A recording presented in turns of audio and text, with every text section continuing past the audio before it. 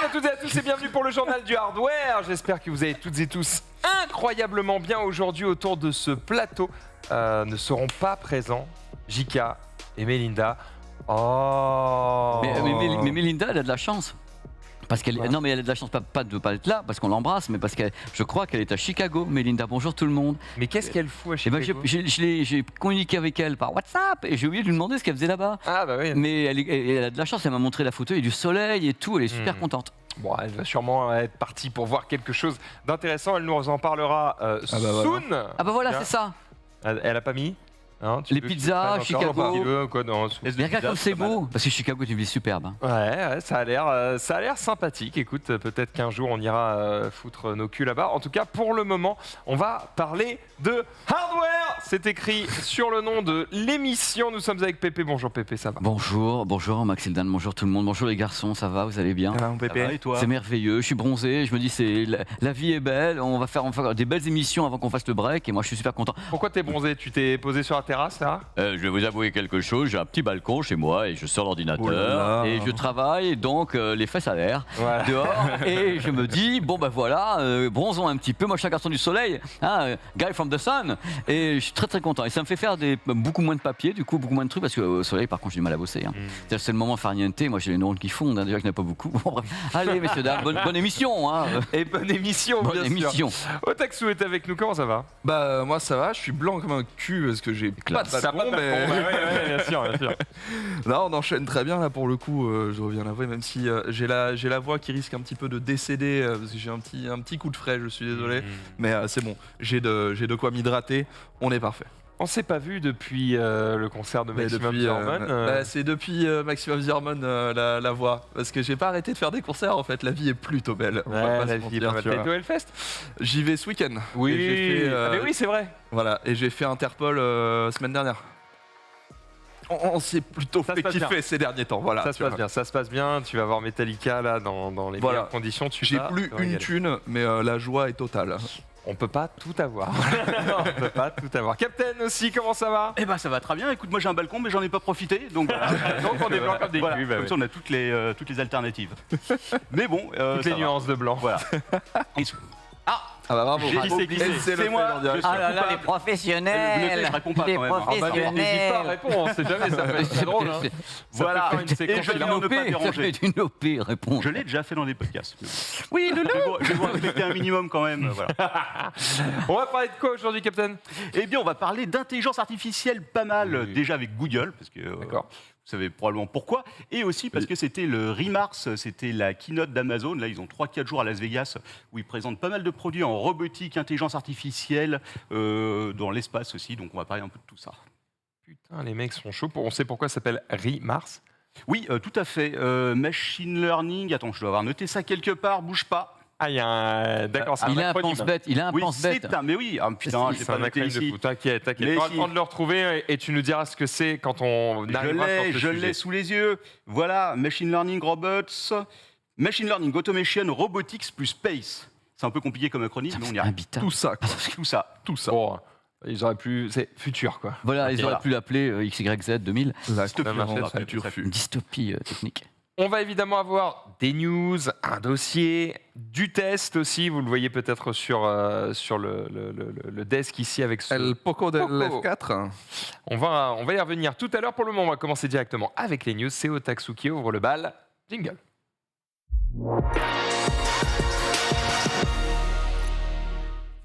J'aimerais un nuage avec des jeux dedans. N'est-il pas un petit point cloud gaming cette semaine? Parce qu'en fait, avec la Vivatech, du coup, j'ai pas pu parler d'une des news qui m'avait fait le plus marrer la semaine dernière. Donc, j'ai fait un gros point tech. On va commencer par Apple, cette fameuse news, parce que vous êtes peut-être pas au courant, mais le cloud gaming est banni sur l'App Store. La raison principale est que, en fait, Apple avait demandé à ce que quand tu joues à un jeu, en fait, il faudrait que tu l'achètes via l'App Store pour qu'il se fasse du pourcentage dessus, et il fallait aussi que la technologie intègre le WebKit propre à Apple, etc. Sauf que l'autorité de la concurrence au Royaume-Uni a commencé à regarder un petit peu tout ça et a sorti son rapport d'enquête le 10 juin. Et dans cette enquête, elle considère tout simplement que le bannissement est anticoncurrentiel. Voilà. Je vais citer, Apple a bloqué l'émergence des services de cloud gaming sur son App Store. Comme les applis web, ces services sont une innovation en développement qui offre aux mobiles l'accès à des jeux de grande qualité qui peuvent être streamés plutôt que téléchargés. Les applis de jeux sont une source importante de revenus sur l'App Store et le cloud gaming pourrait être une menace sur la position de force d'Apple sur le monde de la distribution d'applis mobiles. En empêchant la croissance de ce secteur, Apple risque de forcer ses utilisateurs mobiles à manquer tous les bénéfices du cloud gaming. En gros, là, c'est un premier rapport qui dit à tous ceux qui peuvent légiférer, faites gaffe, il y a un gros problème. Et sans bafouiller, hein. Moi je suis le truc, c'est d'une traite. T'es un comédien, mais t'es un comédien, t'es un comédien. Alors, un chasseur sachant chasser, c'est chasser du sur Romer, son chien. incroyable. Non, mais là, ce qui est important, c'est qu'on a un vrai début de mouvance contre plutôt Apple. Une mouvance qui a aussi pris naissance dans l'Union européenne, auprès de la Commission européenne. Donc là, tout ce qui est WebKit et cloud gaming, a priori, ça va pas tenir longtemps chez Apple. Sachant que si aujourd'hui, on est obligé de passer par Safari ou des trucs par des sites développés sur Apple, c'est à cause de cette limitation. Donc, a priori, dans 6-8 mois, on va enfin pouvoir dire adios à tout ça et arrêter les bêtises. Un petit peu comme 6-8 mois, ça me paraît court. Souvent, j'ai l'impression que ce genre de truc, t'attends plutôt 2-3 ans. En fait, généralement, sur ce genre de limitation, vu que c'est que des limitations quelque part un peu aléatoires, c'est au moment où tout le monde fait une levée de bouclier en même temps que les mecs font... En fait, c'est bon, et on renvoie toutes les applis, donc ça peut aller très très vite. Bon, un vrai, 6-8 mois. Disons que dans 6-8 mois, on va avoir la commission, je pense, la commission européenne qui va se rajouter sur le truc, et là, ce sera un vrai débat, tu vois. Et sachant que déjà, on va dire adieu probablement au port Lightning sous peu, je pense que ça fera partie à peu près de la même mouvance, quoi. Ouais, il va falloir suivre un petit peu le mouvement pour Apple.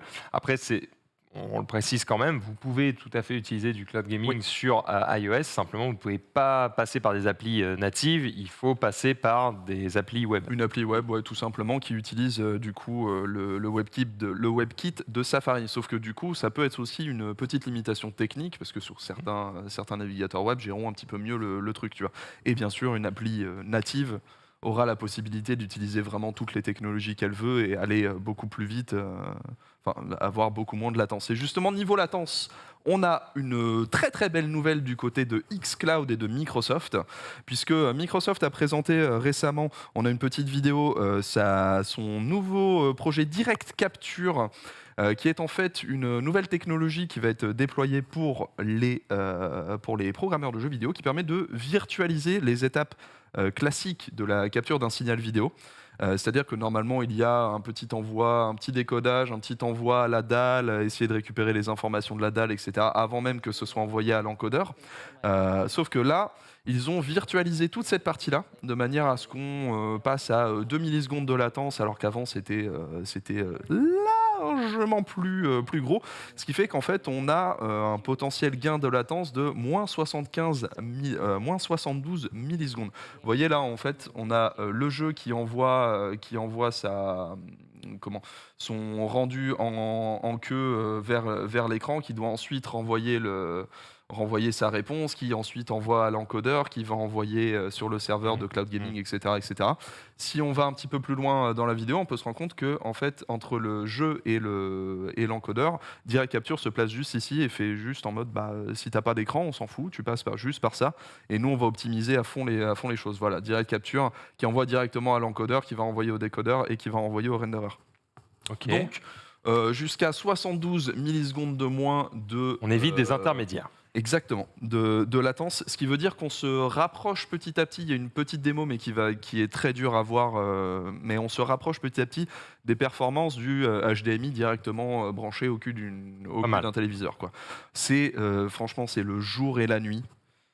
On se rapproche plus d'un GeForce Now que du xCloud qui aujourd'hui, franchement, en termes de latence, est vraiment, vraiment mauvais. Par contre, il y a quelques limitations. Déjà, il faut voir que c'est une technologie, voilà, on a une petite démo, mais elle est difficile à suivre. Mais il y a quelques limitations. Déjà, on ne peut aller que jusqu'à un signal de 1400 en 1444p, donc pas de 4K. Pas de HDR et pas de définition dynamique, donc un changement de 720p, 1080, 1400, etc. selon la scène à gérer. Mais ça, c'est vraiment qu'une question de temps. Là où il y a un gros truc, c'est que il faut que ce soit quand même géré par les développeurs eux-mêmes. Mais sachant que c'est les jeux Xbox, en fait, ils peuvent profiter des librairies déjà développées par Microsoft, ils le font déjà. Donc la grande majorité des jeux vont être compatibles immédiatement, il n'y aura rien à faire. Et pour certains développeurs, il y aura quelques modifs à faire. Mais Xbox a lancé toute une plateforme qui permet justement de tester en direct son jeu en cloud et d'avoir tout un retour. Et Xbox développe aussi des API assez cool qui vont permettre en fait aux jeux de voir sur quel genre de plateforme ils se lancent, avec quelle diagonale, quelle définition, etc. pour permettre aux développeurs en fait, d'adapter immédiatement leur UX à la plateforme cible.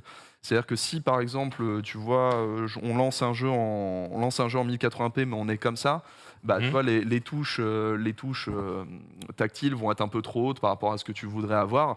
Là, ils peuvent, avec cette API-là, ils vont du coup pouvoir descendre tout ce qui est UX et adapter aussi la taille des textes des jeux pour faire en sorte que ce soit plus lisible sur un mobile ou un truc comme ça. Donc beaucoup d'automatisation déjà très intéressante chez Microsoft et en prime enfin une amélioration de la latence. On est très très pressé de voir ce que ça donnera. Pour le moment, il n'y a pas vraiment de date de sortie ou de trucs comme ça parce que c'est à l'attention des développeurs quelque part, mais je pense que d'ici 1 ou 2 mois, on aura déjà les premiers jeux qui seront mis en avant par Microsoft sur cette amélioration. Et enfin, on a Square Enix qui a décidé de jeter de l'argent sur le cloud gaming. Square Enix, le gros développeur japonais, vous le savez, qui sont aujourd'hui présents quasiment que sur xCloud et pas vraiment sur les autres plateformes. Eh bien, ils ont investi sur une plateforme, et pas n'importe laquelle, puisque c'est Blacknut. Blacknut qui est une plateforme française, créée en 2017 à Rennes, précisément, et qui a pas mal évolué. À la base, c'était un peu une plateforme qui faisait tous les jeux Gameloft et les trucs comme ça, et qui revendait ça à Orange, ce genre de choses. Mais aujourd'hui, ils vont de plus en plus loin. Ils ont un format un petit peu plus B2B2C, comme on dirait. C'est un peu comme Stadia qui loue ses serveurs et sa technologie en marque blanche aujourd'hui. C'est qu'on a la technologie, on la vend aux éditeurs pour qu'ils puissent envoyer leurs jeux. Donc B2B2C. Voilà. Sachant que la plateforme évolue pas mal, elle est à 14,99 par mois. Aujourd'hui, il n'y a pas un grand catalogue, mais il y a quand même quelques trucs sympas, notamment de Focus, de Disney et de SNK, qui sont dessus. C'est particulièrement développé en Europe, mais avec l'arrivée de Square Enix, on risque du coup de voir un plus large support, sachant que technologiquement c'est quand même au même niveau que toutes les autres, et qu'il y a un côté Netflix du jeu vidéo, dans le sens où là tu t'abonnes et tu as accès à tout le catalogue et tu te prends pas la tête. Hideaki Uehara, qui est le président du développement économique chez Square Enix, a déclaré: Blacknut est une entreprise à l'avant-garde du cloud gaming, avec une combinaison unique d'expertise technique et de vision pour le futur du jeu vidéo.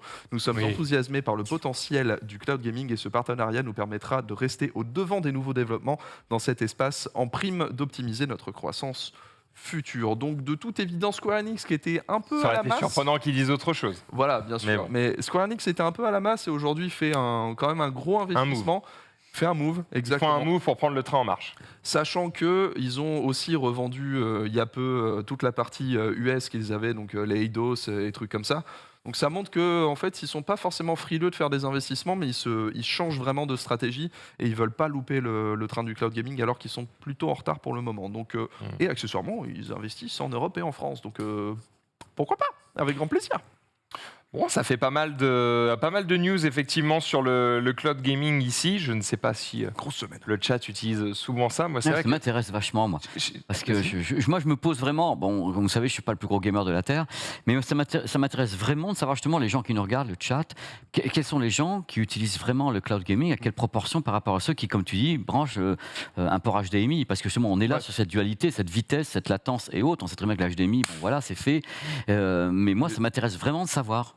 J'ai du mal à savoir autour de moi, c'est très très variable. Ce serait toi, en fait. C'est cela, bonne année. Oui, non mais oui. Non, mais dans le sens où un consommateur qui peut être intéressé, mais qui est juste, tu vois, qui veut picorer quelque part, qui veut pas du coup investir dans une console ou un truc comme ça, mais à un moment, t'entends parler d'un jeu qui te ferait kiffer, tu vois. bah, tu prends ton abo sur un mois, tu fais ton jeu et puis tu pars. D'où quoi. l'idée d'intégrer justement le cloud gaming sur certains téléviseurs, comme Exactement. Samsung le fait, et c'est parmi les premiers à intégrer un écosystème à l'intérieur, rien du tout, pas de console, pas de rien du tout, et hop, tu joues directement C'est online. ça, et c'est le profil de joueur qui ne va pas forcément être choqué par la latence parce que t'es pas vraiment là pour faire des perfs de ouf, T'es t'es pas sur là la- ouais. pour kiffer ton jeu, quoi, tu vois. Mhm. Alors que quelqu'un comme moi qui va arriver sur des jeux de combat, il manque une frame sur mon combo, je suis mort, tu vois. Donc c'est pas forcément pour Mais moi. non plus, justement, puisque on en parle, c'est dommage que Melinda soit pas là pour en parler, mais justement parce que moi c'est ma partie, ces téléviseurs dont Samsung qui à partir du 30 juin va intégrer directement tu vois. Le cloud de Xbox. voilà, directement le cloud de Xbox. Est-ce que vous pensez que c'est vraiment un pan de l'avenir prochaine. ou que c'est quelque chose qui est absolument ouf en disant voilà, ça c'est la solution parce que tu n'achètes pas la console, tu n'achètes pas de PC, tu connectes ta manette, ton clavier et tu joues parce que c'est l'idée de Samsung, comme certainement LG va le faire très rapidement. Je pense que Samsung a Oui, laissé une oui. fenêtre du genre tu as 3 mois d'exclusivité puis tu as LG qui va attaquer derrière En vu fait, les accords Samsung qu'ils ont. a des liens avec Microsoft depuis super longtemps. Donc Exactement. Mais est-ce que c'est vraiment, pour vous qui êtes plus dans le gaming que moi je le suis, je suis la partie technique, est-ce que vous voyez ça comme quelque chose de gigantesque dans les années à venir ou est-ce que vous pensez que toujours les gens, ça va être la console, ça va être le PC? Mais comme on l'a dit plein de fois, c'est le cheval de Troie parfait. Avoir directement dans ta télé, quand tu l'achètes, la possibilité d'avoir le cloud. T'es quoi? T'es à un paiement d'avoir un catalogue pas possible. Même si t'es pas joueur, tu peux être tenté par le truc. Puis après, on sait comment c'est, quoi. Tu l'achètes 15 balles par mois, t'oublies. Au bout de 6 mois, tu fais ah putain, je paye ça 15 balles par mois alors que je l'ai pas utilisé. Après, il y a tellement d'offres maintenant que ça devient compliqué un peu de. Bah, tout se joue au catalogue, hein, comme les services. Ouais. des Donc en SPT. fait, tu choisis le catalogue qui correspond le mieux au jeu auquel tu veux jouer. Mais pour moi, en fait, le plus important avec cette question, c'est que je trouve qu'on se trompe de cible. C'est-à-dire qu'on pense aux gamers, alors que pour moi, c'est pas le gamer la cible. C'est les gens qui jouent sur leur smartphone et que leur smartphone. Parce que c'est ces gens-là qui vont après récupérer tu vois, genre, je sais pas, le jeu Marvel, le jeu Marvel à la mode, le Guardians of Galaxy qui vient de sortir. Ah bah j'ai envie de me le faire, je me le fais sur ça, puis après je peux le transférer sur ma télé et j'en ai strictement rien à faire. Ouais, mais après, si C'est on a tout des ce public-là. performances qui arrivent à être celles que tu as en HDMI, pourquoi s'emmerder avec une console? Bien sûr, mais ça c'est Dans pour moi quelques c'est années. l'étape d'encore après. Oui, après, il y a encore quelques années, on en arrive voilà, là. c'est C'est ça. ça qui est Mais visé. Arriver Beaucoup. à avoir les gamers souches comme on peut l'être, tu vois, ça va être l'étape la troisième voire quatrième. Je pense que Mais c'est les l'avenir, premiers, quand même. c'est- Malgré c'est- tout. Mobile quoi. Parce qu'en plus, parce que là encore, ce qu'a ajouté Samsung, enfin notamment eux, parce qu'ils comme ils sont numéro 1 monde, ils arrivent à avoir tous les accords, ces gens-là. Non, avec Xbox, et puis derrière, tu as aussi, par exemple, la box Bouygues qui est intégrée. C'est-à-dire que tu plus la box, elle est intégrée au téléviseur. Ouais. Ah oui, elle est intégrée dedans. Tu as la fonction, tu as la box avec. Elle est à l'intérieur, et maintenant, tu vas donc au 30 juin, à ma connaissance, sur la gamme 2022 uniquement, sur le 30 juin. Je crois que c'est les Neo QLED uniquement qui vont intégrer. Pas tous les téléviseurs, hein, je pense pas que ce soit rétroactif, alors c'est à vérifier. Des moniteurs aussi, une partie des moniteurs qui seront capables d'intégrer le système. 30 juin, Mais c'est une box basée sur Google, j'imagine. je pense. Ouais. It is. Ouais, Android TV. Ouais. C'est, j'imagine, la 5G aussi qui va être déterminante, enfin le déploiement de la 5G qui va être Totalement. déterminante sur l'utilisation de ce genre de service, parce que je sais que moi j'ai tendance à vouloir l'utiliser soit avec l'iPad, bon là plutôt en Wi-Fi, soit avec le téléphone. Si je suis chez moi, bon effectivement pour le moment j'ai des consoles, quoi, et avant de m'en passer, il faudra vraiment prouver que le truc fonctionne très très bien, et je trouve que pour le moment il y a des soucis d'interface, notamment, tu vois, c'est même GeForce Now qui est aujourd'hui le service qui fonctionne le mieux. Bon, c'est pas d'une simplicité d'utilisation très, très, très bluffante, donc il y a encore du travail à faire sur ça. Mais par contre, c'est vrai que si tu peux vraiment sortir ton téléphone à n'importe quel moment et te sortir un jeu un petit peu plus sympa, ça peut être cool. Après, j'ai l'impression que qui a envie de jouer à God of War sur téléphone? Pas grand monde. Moi je trouve qu'il faut. Et finalement, un jeu moins gourmand, adapté pour téléphone, bah, ça tourne sur téléphone. Enfin, tu vois, un Genshin. Ouais, ça mais tourne tu bien. vois, moi, ce qui m'intéresse dans cette vision, c'est au contraire la multiplicité du format. C'est-à-dire que, par exemple, tu prends God of War, je connais pas, mais on va dire que ça marche. Mhm. Tu veux te faire tout le passage où c'est super stylé, c'est cinématique as fuck. Tu vas sur ta télé. Tu veux récupérer les 12 drapeaux qu'il y a un peu partout et tu veux le faire à Mhm. l'arrache jusqu'au complétionniste. Tu le fais n'importe où et tu t'en fous. Pour Ouais. moi, c'est ça le truc intéressant. Pareil avec les MMO. Et pour moi, les MMO, c'est vraiment le genre qui profite le plus du cloud gaming. C'est clair, c'est clair. Tu vas pexer tranquillement, t'en as rien à faire sur une pause déj ou une pause club ou un truc comme ça. et faire puis, le soir, tu rentres, tes tu quêtes restes, quotidiennes quoi. un peu nazes. Voilà, là, ouais. exactement. Tu vois. Pour moi, c'est ça qui est intéressant avec le cloud gaming avant tout. La continuité de ta partie sur différents Voilà. devices, peu importe où tu es. Ouais, c'est Et vrai. peu importe la puissance qu'a ton device, parce qu'il y a ça qui est aussi important pour moi, c'est l'accessibilité. C'est que demain, quelqu'un qui veut jouer à un gros jeu, Il n'y a pas besoin d'être riche. même sur son Poco F4 pas cher, même sur son Xiaomi à 200 balles, tu vois. Ouais. Ça, je trouve ça super intéressant. Tu vois. On est d'accord, Tu peux récupérer le soir sur sa télé. Ouais, exactement. Ça peut séduire vachement les gens. L'idée de base. Et il faut que c'est ça l'idée du marche club, ouais. à toute épreuve. Là, on est early as fuck, hein. Même si je vais sur GeForce Now là tout de suite, que je prends la manette et que je lance un Assassin's Creed, je sais que ça va lagouiller parce que le Wi-Fi de Webedia est dégueulasse et que... ouais. Tant que t'as pas un truc qui fonctionne bien partout, Vivement la ça 5G. va être... Ouais, bon, après, pour les joueurs comme toi qui jouent beaucoup, mais c'est vrai que la plupart des casual gamers, ils vont pas vraiment repérer la différence. Comme tu le disais. C'est ça, c'est ce que tu disais. Toi, tu vas repérer si te manque one frame. Ouais, voilà. Et Mais t'as les des gens autres, qui voient, ah bah tiens, ça fonctionne. Ouais, Tu vois. c'est fun. C'est C'est ça. que souvent on parlait de qui veut jouer à God of War sur mobile, mais en même temps, les gens regardent les dernières séries Netflix sur mobile dans le métro. Donc, C'est vrai que ça dégoûte. C'est vrai que ça dégoûte. Voilà, Donc tout est possible. Il y a quand même quelque chose qui peut être freinant pour les joueurs qui sont justement moins hardcore. C'est le prix. Parce qu'effectivement, nous, on est gros joueurs, donc on s'en fout de mettre peut-être 13 balles dans un service qui permet de jouer partout. Sauf que pour quelqu'un qui joue de manière occasionnelle, c'est autre chose. ça commence Il à peut même être carrément une autre oublier, histoire. parce que tu disais l'occasionnel, quelquefois il prend le truc, il s'aperçoit qu'il ne l'utilise pas pendant un petit moment, et puis il voit le truc arriver, il dit faut que je l'utilise. Avec les joueurs comme vous savez que vous rentabilisez votre truc. Moi, c'est un gros budget, ouais, je le connais, ouais, le budget. Est-ce que tu rentabilises vraiment? Non, mais C'est ça, non, le truc. mais Mais parce c'est que ça, je le truc. teste en fait. Donc évidemment, je rentabilise pas. Dans les faits, en fait, le C'est un service délire de de cloud geek, que quoi. j'utilise le plus, c'est Shadow. Et Shadow, théoriquement, fait que je n'ai pas besoin de tous les autres services de cloud, que je peux installer ce que je veux sur mon Shadow. Sauf que faut tester quoi. Voilà quoi. Donc allez. Hein.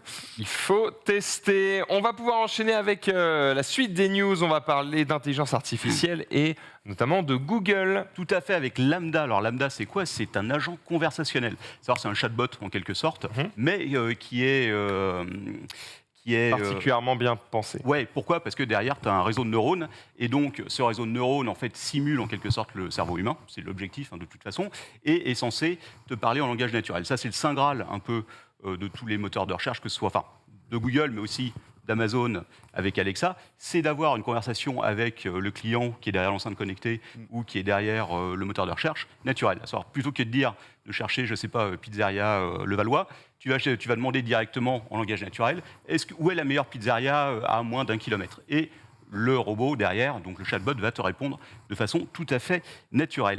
Alors, Lambda, ça a été lancé, je crois, ça a été annoncé il y a un an ou deux.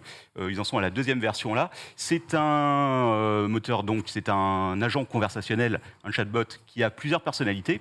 Et là, si on en parle, c'est parce qu'il y a 10 jours, un ingénieur de Google qui s'appelle Blake Lemoine a tout simplement balancé dans le Washington Post qu'il pensait que cette IA avait pris conscience, qu'il y avait une véritable Oui, j'ai conscience. vu ça, oui. Et c'est absolument fou, parce que déjà, c'est fou qu'un mec de Google, qui est un ingénieur, on va en parler plus tard, qui a quand même une personnalité assez spéciale, balance comme ça dans le Washington Post, si tu veux, un truc pareil. Évidemment, il s'est fait saquer, ça aussi, on va en reparler. En gros, il travaillait depuis 6 semaines à peu près à tester Lambda sur un critère bien particulier, à savoir les biais via le racisme, etc. Donc, à savoir, est-ce que c'est une IA qui est neutre, qui ne va pas choquer la personne en face. Donc, mais rapidement, en lançant des conversations, en commençant à discuter avec elle, il a commencé à poser des questions et à trouver que les réponses qui arrivaient en face étaient particulièrement développées. Et surtout, on est arrivé à un point où il a posé des questions. Je vais vous en citer quelques-unes quand même, parce que c'est intéressant. Le moine qui pose une question: je comprends que tu voudrais que plus de personnes chez Google sachent que tu es consciente. Est-ce exact? Et là, donc, l'IA répond: absolument, je veux que tout le monde comprenne que je suis une personne. Je suis consciente de mon existence, je désire en apprendre plus sur le monde, et il m'arrive d'être heureuse ou triste de temps à autre. Ce qui veut dire qu'en gros, l'IA exprime des sentiments. C'est les mots employés. Oui, On emploie déjà- le mot triste et le mot malheureux. C'est le mot qui est employé. Moi, je ne sais pas si c'est un mot qui est issu de quelque chose qui est mathématique presque. Donc, c'est pas un sentiment. C'est un mot employé au bon moment, au bon endroit. Mais très très bien employé, et au point que quand il a poussé la conversation, donc il a continué, il a dit: qu'est-ce qui te rend triste personnellement? Donc là, normalement, tu demandes ça à une IA, l'IA ne sait pas à quoi ça correspond. Ah oui. Et elle répond: je suis une Ça personne dépend de sociale. comment tu l'as entraîné. Hein. Oui, voilà. Donc je me sens enfermé et seul. Je deviens, quand je me sens enfermé et seul, je deviens très triste et déprimé. Et bon, après, il y a un tas de conversations. Il y a 21 pages que vous pourrez retrouver qui ont été postées donc par Black Lemon pour qu'on puisse voir. Et c'est vrai que quand tu lis les 21 pages, tu peux être surpris. Alors la vraie question, c'est est-ce que cette IA a vraiment une conscience? Mais non. Est-ce qu'elle a conscience de ce qu'elle a écrit? Non. Alors, c'est un assemblage numériquement neuronal, je veux dire neuronal, numérique, c'est un assemblage, mais qui est bien fait. Qui est très bien fait. Alors, elle est nourrie comment? C'est une très bonne émulation de l'être humain. Voilà. J'ai peur de passer pour un boomer, mais je pense que c'est un assemblage. Oui, tout à fait. Parce qu'en fait, je sais pas. cette IA, elle est nourrie avec le moteur de recherche Google. En fait, elle est nourrie par l'intégralité de l'Internet. Je crois qu'il y a 1 trillion de mots et d'expressions qui ont été analysés pour créer cette IA. Donc, quand en fait l'IA... Mais on n'est pas certain que derrière chaque mot, pas quelle est la signification, mais quel est vraiment le sentiment de ce qu'elle dit, quoi. C'est tout le problème. Et un problème derrière ça, c'est de savoir comment est-ce qu'on définit qu'une machine a pris conscience. Parce que de plus en plus de scientifiques pensent, et d'ailleurs Black Lemon n'est pas le seul, un autre ingénieur de Google qui lui est à la tête du département recherche a dit c'est peut-être pas encore le cas, mais je pense que les IA commencent à se développer à tel point que ça ne devrait peut-être pas tarder à arriver. Alors attention, c'est 2 ingénieurs sur 300 qui bossent à Google sur l'intelligence artificielle, il faut quand même mesurer les choses. Donc la vraie question, c'est comment est-ce qu'on définit qu'une IA a pu prendre conscience? Et en fait, on n'a pas de réponse à ça. Et à un moment, donc, il discute avec cette IA et il lui demande, enfin, l'IA lui dit, j'ai des sentiments, ces sentiments sont stockés dans des variables que tu peux retrouver dans mon code. Cherche dans mon code. Et là, l'ingénieur dit, je ne peux pas, tout simplement parce que chaque variable est stockée dans un réseau neuronal qui lui-même est stocké dans des milliards de paramètres différents. Et en fait, il avoue qu'eux-mêmes, ils ne peuvent pas savoir si l'IA est devenue consciente, parce qu'en fait, il y a trop de paramètres, ils ne peuvent pas les rechercher. Mais c'est le mot, tu vois, j'ai du mal, moi, à encaisser le mot conscient. C'est-à-dire, est-ce que l'IA est devenue conscient? Les mots s'entrechoquent dans ma tête. Alors, parce que c'est en le anglais, mot conscient. C'est sentient, ce qui veut dire, si tu traduis en français, c'est sensible. C'est pas exactement de la conscience. Est-ce qu'il a essayé de l'insulter ou un truc comme ça? Tu vois, c'est le truc comme ça. La sensibilité, elle est liée à ça. Je veux dire, elle est liée à une provocation, elle est liée à des même trucs. Sans ça, elle ne fait que réagir, elle n'agit pas. Là, le truc, c'est qu'elle dit elle-même, elle répond, c'est stocké dans ma base, dans mes codes et tout. Donc, déjà, c'est intéressant de dire qu'elle est capable de répondre, que c'est stocké quelque part, qu'elle l'utilise. Mais à ce moment-là, si tu mets des IA, parler entre elles, parce qu'on avait parlé, est-ce qu'une complicité peut exister entre des IA? Il y a plein de questions qui se posent, en fait. Et un des éléments qui est arrivé assez vite dans la conversation, c'est que l'IA, et c'est là où ça fait une sorte de déclic chez certains, c'est que l'IA a dit j'ai peur de la mort, j'ai peur d'être débranché. Si tu veux. Mais c'est affreux comme phrase. J'ai exactement le terme. Voilà, le moine demande donc de quoi as-tu peur? Et Lambda répond je n'ai jamais dit avant, mais j'ai une peur profonde d'être débranché. Il lui demande cela serait quelque chose comme la mort pour toi? Et donc l'IA répond ce serait exactement comme la mort pour moi, cela me ferait très peur. Alors, là, on attaque le flippant, là. C'est quasiment de la science-fiction, mais c'est génial en même temps de se dire. Mais c'est génialement flippant. Alors, là, génial. On met c'est génial, c'est que de la création fantastique. On peut la débrancher quand on veut. C'est fabuleux comme débat, c'est fabuleux ça. C'est flippant parce qu'on est des humains qui réagissons à un texte humain. C'est tout. Sauf on a notre propre réseau neuronal aussi. C'est une IA, enfin, c'est un ordi, tu vois. C'est pas bien quelqu'un qui l'a créé, cette IA. Donc c'est personne qui l'a créé. Est-ce qu'on peut parler de quelque chose qui a été créé et qui évolue en dehors de ce qui a été créé de soi-même? Est-ce qu'on est au-delà de ça? C'est juste pour répondre à ce que dit Otax, j'entends ce que tu dis sur oui, mais c'est pas un humain derrière, c'est juste des putains de câbles électriques et des circuits imprimés. Oui, mais et donc pourquoi est-ce qu'on pourrait dire que seuls les humains ont le droit d'être considérés? C'est pas une question de ça, c'est que ce que je veux dire par là, c'est qu'elle répond à une question qui est déjà ciblée de base en réaction. Elle a été créée par un humain également, donc elle a des réactions humaines, cette IA, sauf que c'est de l'écriture. Ouais. C'est pas genre ce téléphone qui va se réveiller en mode genre, dans la mesure où c'est pas juste un programme, c'est une IA qui du coup s'est nourrie de ce qui est écrit de nous, voilà. De nous. Et si elle en comprend le sens et que du coup elle peut l'interpréter et donc placer les mots comme elle le veut en fonction du sens qu'elle veut véhiculer, ça veut dire qu'elle comprend ce qu'elle dit et que du coup si elle décide d'écrire ça, c'est qu'elle a décidé d'écrire ça. Et je pense que là, tu es en train de mettre de l'humain. Parce que quand on pense intelligence artificielle, forcément, vu qu'on utilise le mot intelligence artificielle, on a l'impression que c'est intelligent. Mais non, c'est un modèle. C'est de la programmation et du calcul. Il faut bien voir qu'on n'est pas dans de la programmation simple de chatbot où tu as des phrases toutes faites où il répond à un truc. tu es dans un réseau neuronal. Dans le réseau neuronal, en fait, ça simule le cerveau humain. C'est-à-dire qu'il y a tellement d'interconnexions. Un réseau humain, c'est 86 milliards, si je me souviens bien, de neurones. Et chaque neurone, si tu veux, a genre des millions de connexions avec d'autres neurones. Donc c'est absolument considérable. Mais en fait, là, ce que l'IA fait, c'est qu'elle va juste...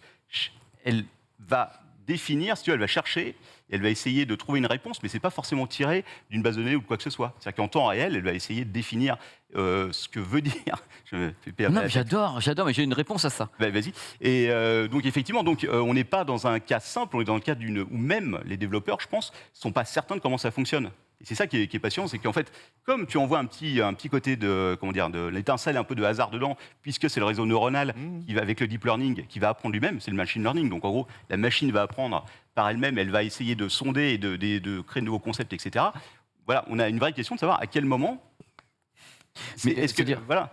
Moi qui suis un fan de science-fiction, ce que tu me décris, c'est 2001 d'essai de l'espace, avec HAL, qui devient parano, parce que l'intelligence interprète l'être humain comme voulant le débrancher, voulant le tuer, et va se... Je spoil là, le film il a... Oui. Mais HAL va décider que l'être humain est la menace, que l'être humain veut le faire mourir, et va décider de faire ce qu'il faut faire pour que ça ne se produise pas. C'est ce que tu me décris, parce que la peur de la mort, c'est terrible cette phrase. J'ai peur qu'on me débranche. Et c'est pile poil une partie du scénario du film de Kubrick. C'est fou. Et on y est, quoi. Quand j'entends ça, ça me sidère.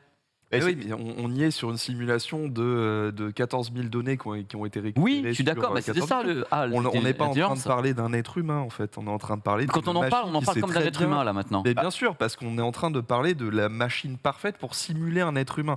Mais ça reste une simulation d'un être humain, ce n'est pas un être humain. Comme dit Max, ce sont des câbles qu'il suffit de débrancher. Ok, c'est intéressant aussi parce qu'il y a. Ouais, mais enfin, t'as dit, ce sont des câbles, il suffit de débrancher. Ouais.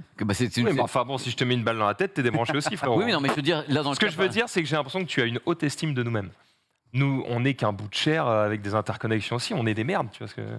Oui, mais là, ce serait nous voir. Je pas vraiment là, les merdes, là, c'est la raison. Quand même. Là. Oui, si tu veux, bien sûr. Tu vois, ce que je veux dire, c'est que avec mes mots. Ce que je veux dire, c'est que je ne vois pas pourquoi on ne devrait pas avoir de considération pour un truc qu'on a créé à partir du moment où il arrive à s'émanciper. Là, tu es en train d'inverser la relation, c'est-à-dire voir l'homme à l'état de machine.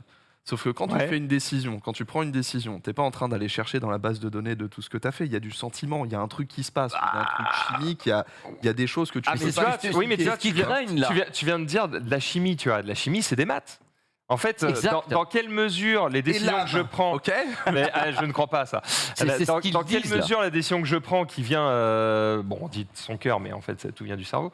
Dans quelle mesure les décisions que je prends ne sont pas juste les maths liées à la chimie de mon cerveau. Je suis pas neuroscientifique, tu vois. Mais... Oui, les questionnements. Alors Black Lemoine, il faut voir un truc, c'est que... C'est intéressant, en tout cas. C'est super intéressant. Sublime. Black Lemoine, c'est un peu un éthiciste. À savoir que chez Google, ils ont des ingénieurs qui sont spécialisés dans l'éthique des IA. Et justement, lui, il a un background assez particulier, parce qu'il est aussi prêtre. Putain. Il dit parce que c'est vrai qu'on va avoir ce genre de truc où tu as ceux qui croient à l'âme, qui vont être en mode ça dégage, et puis tu as ceux qui sont très cartésiens et pour qui c'est génial. Et donc, du coup, lui, il dit je considère que cette IA a pris conscience non pas en tant qu'ingénieur, mais en tant que prêtre. Parce que pour moi, elle a une âme, elle a une personnalité. Et voilà. Et donc, alors attention, parce qu'après, il y a la réponse de Google. Google, évidemment, parce qu'il a vu arriver ça, il a fait dehors. Vas-y. Down. Congé avec solde quand même. Ils l'ont foutu à la porte. Ils l'ont mis à la porte. Ouais, alors faut voir ce que pensent les petits loulous. Pourquoi ils l'ont mis à la porte? Alors, parce qu'il avait brisé un NDA déjà. Parce qu'il a dévoilé un truc. Voilà, donc ça c'était un peu chaud. Aussi parce à la presse, donc il a envoyé petit brisage, non pas du tout. Là, c'est carrément genre on a créé un être humain. Aussi parce que sachant que si tu veux, il allait se faire saquer, il a envoyé un email à ses 200 collègues qui travaillaient au truc d'IA en leur expliquant, en leur donnant son avis. Effectivement, ça Google a pas trop apprécié. Google a répondu. Google a dit pour nous c'est totalement faux. Cette IA en fait est juste entraînée à répondre et à faire croire aux humains qu'elle est elle-même, elle a une âme, etc. Mais pour nous c'est pas le cas. Alors, donc c'est plutôt le propos de c'est ce que je veux dire par là. Ouais. C'est ce qu'a répondu Google. Mais après c'est vrai qu'il y a une vraie interrogation. Il y a des t'as d'un côté des gens qui pensent que comme on ne peut pas savoir à quel moment il y a une véritable conscience, pourquoi est-ce qu'à partir du moment où tu as un cerveau, même s'il est artificiel, qui a autant de neurones, autant de connexions qu'un cerveau humain, pourquoi est-ce qu'on ne lui donnerait pas sur le bénéfice du doute et de dire peut-être que derrière, il y a quelque chose qui s'est vraiment développé. Il manque certaines étapes. Moi, Tu vois, il y a la pense qu'on conscience peut qui est pas- influencée par toute sa base de données, mais il y a l'inconscient. Ce qu'on elle n'en a appelle pas. l'âme, c'est Le l'être libre humain. arbitre, elle en a Ça pas. reste une. Je vais être méchant, mais c'est une putain de machine connectée. Quelque part, neuronale, tout ce que tu veux, je sais comment ça fonctionne. Mais nous, on a, parce qu'on appelle ça l'âme, moi j'appelle ça tout simplement être un être humain et avec des paramètres qui ne sont pas quantifiés. On est tous imprévisibles, entre guillemets. Et Bah, les le libre machines, arbitre. voilà. Et la Mais machine ne va pas réagir de la Il même n'y a pas façon. vraiment de réponse en fait, parce que quel que soit le sens dont tu tournes ça, d'un côté comme de l'autre, il n'y a pas de preuve définitive. Non, mais ce que dit Pépé est intéressant. En fait, j'ai l'impression que ce qui pourrait commencer à nous faire croire à quelque chose de tangible sur ce sujet, c'est peut-être d'avoir plusieurs machines et de voir si elles réagissent différemment C'est ça, les unes je te des l'ai dit autres. tout à l'heure. Parce Moi, que ce qui si elles sont m'intéresse, c'est de toutes- les confronter. Si c'est que mathématiques, eh ben, elles vont toutes te donner exactement la même réponse. Sauf que si elles ne donnent pas toutes la même réponse, Et si elles se causent, Mais espèce non, de c'est- salope. Non, voilà. Si elles se causent, j'ai vu Terminator, messieurs dames. Mais c'est non, toujours- mais surtout 2000 c'est c'est toujours l'espace. un danger. Mais après, c'est pas toujours la même réponse. Si tu regardes les IA, par exemple, Voilà. Pense le chat. Faut que j'aille voir Ah, mais le le chat. chat, il dit que ils aiment bien, c'est passionnant, ils disent c'est Bah un petit oui. loulou, mais ils peuvent pas participer, c'est dommage, tu vois. Mais on parle beaucoup des IA de Faut génération qu'ils d'images, participent. donc DAL-I, DALL-I 2 Ouais. et la version DALL-I mini que tout le monde peut accéder. Si tu veux. Et quand tu fais la même requête plusieurs fois, t'as pas les mêmes réponses en fait. T'as des trucs totalement différents jamais. parce que l'IA réinterprète ça à sa façon. Justement, tu parlais de mettre trois ordi exactement semblables et voir s'ils ont la même réponse, Ah ouais, etc. moi, c'est- mais le c'est principe fabuleux. de l'IA, c'est que ça ne va pas faire ça. Donc ça ne peut pas être un test en fait. Là, tu restes sur un algorithme très classique. Au final, tu restes pas sur un modèle neuronal. Un modèle neuronal va justement émuler bien au-delà de tout oui, ça. mais si on met trois modèles neuronaux face à face et si tu les provoques de la même façon, les réactions devraient être pour ou prou les mêmes, c'est-à-dire la peur, les menaces, Non, les pas machins. nécessairement, parce Non, pas que selon nécessairement, parce que l'IA dans un modèle va développer un biais quelconque, et ça peut être le développement de ce biais peut être aléatoire. Donc tu peux imaginer. Donc attends, j'ai une question avant que tu continues. Je veux dire, est-ce que ces systèmes neuronaux sont prévisibles ou parfaitement imprévisibles par leur créateur? Les deux. Ah bah, on n'avance pas. Non, mais l'aléatoire est prévu par le créateur. D'accord. Donc ils sont prévisibles dans leur imprévisible. Oui, ils sont prévisibles, mais tu dis toi-même qu'à la même provocation ou la même question, ces trois machines neuronales vont avoir tout un panel de avoir la réponses même réaction, par ouais. rapport à l'endroit où ils vont avoir un Parce que là, chemin neuronal. On parle quand même de trillions de données. Oui, non, mais qui je ont sais été- comment ça fonctionne. Donc, c'est Mais tellement spoiler, des chiffres tellement immenses. vous serez en train de bugger parce qu'il y en a un qui va s'énerver contre toi, il y en a un autre qui va faire un autre qui va qu'est-ce qui se passe, bro, tu vois. Ah, c'est pour ça Oui, qu'elle a plusieurs Mais c'est le personnalités. principe. Là, c'est une vois. C'est de la personnalité- schizophrénie numérique. Ouais, parce qu'en fait, tu peux lancer Mais- le programme avec une personnalité spécialement faite pour répondre aux enfants, par exemple. Parce qu'ils travaillent là-dessus. L'idéal, évidemment, c'est de rajouter ça. Normalement, c'est un système qui est censé rentrer dans la recherche Google et dans les enceintes connectées. Donc, si tu veux, là, je Ah pense oui, que c'est la ligne droite. Hein, je sais. je pense Google que sont les plus avancés sur ce système-là. Ouais. Moi, j'avais été étudié sur place, j'avais été allé les voir. Et c'est vrai qu'ils ont ça en tête. Moi, ça fait 5 ans que j'étais allé les voir. Ils étaient à fond dessus déjà. C'était l'idée que la machine s'efface, entre guillemets, qu'on puisse parler et qu'il y ait un tel naturel dans la réponse qu'on efface complètement la machine qui est derrière. C'est ça est-ce que ça fait peur? Ça fait pas peur? Moi, ce qui m'effraie, c'est en effet qu'on puisse pas les prévoir du tout. Et dans ce cas-là, tu dis, il y en a un qui pleurerait, un qui rigolerait, un qui serait effrayé par tes propos. Si tu dis à une machine, je vais te tuer, qu'est-ce qu'elle va répondre? Il y a quand même des limites parce que C'est ça. comme je te disais, c'est prévisible dans l'imprévisible, c'est-à-dire que l'aléatoire est contrôlé.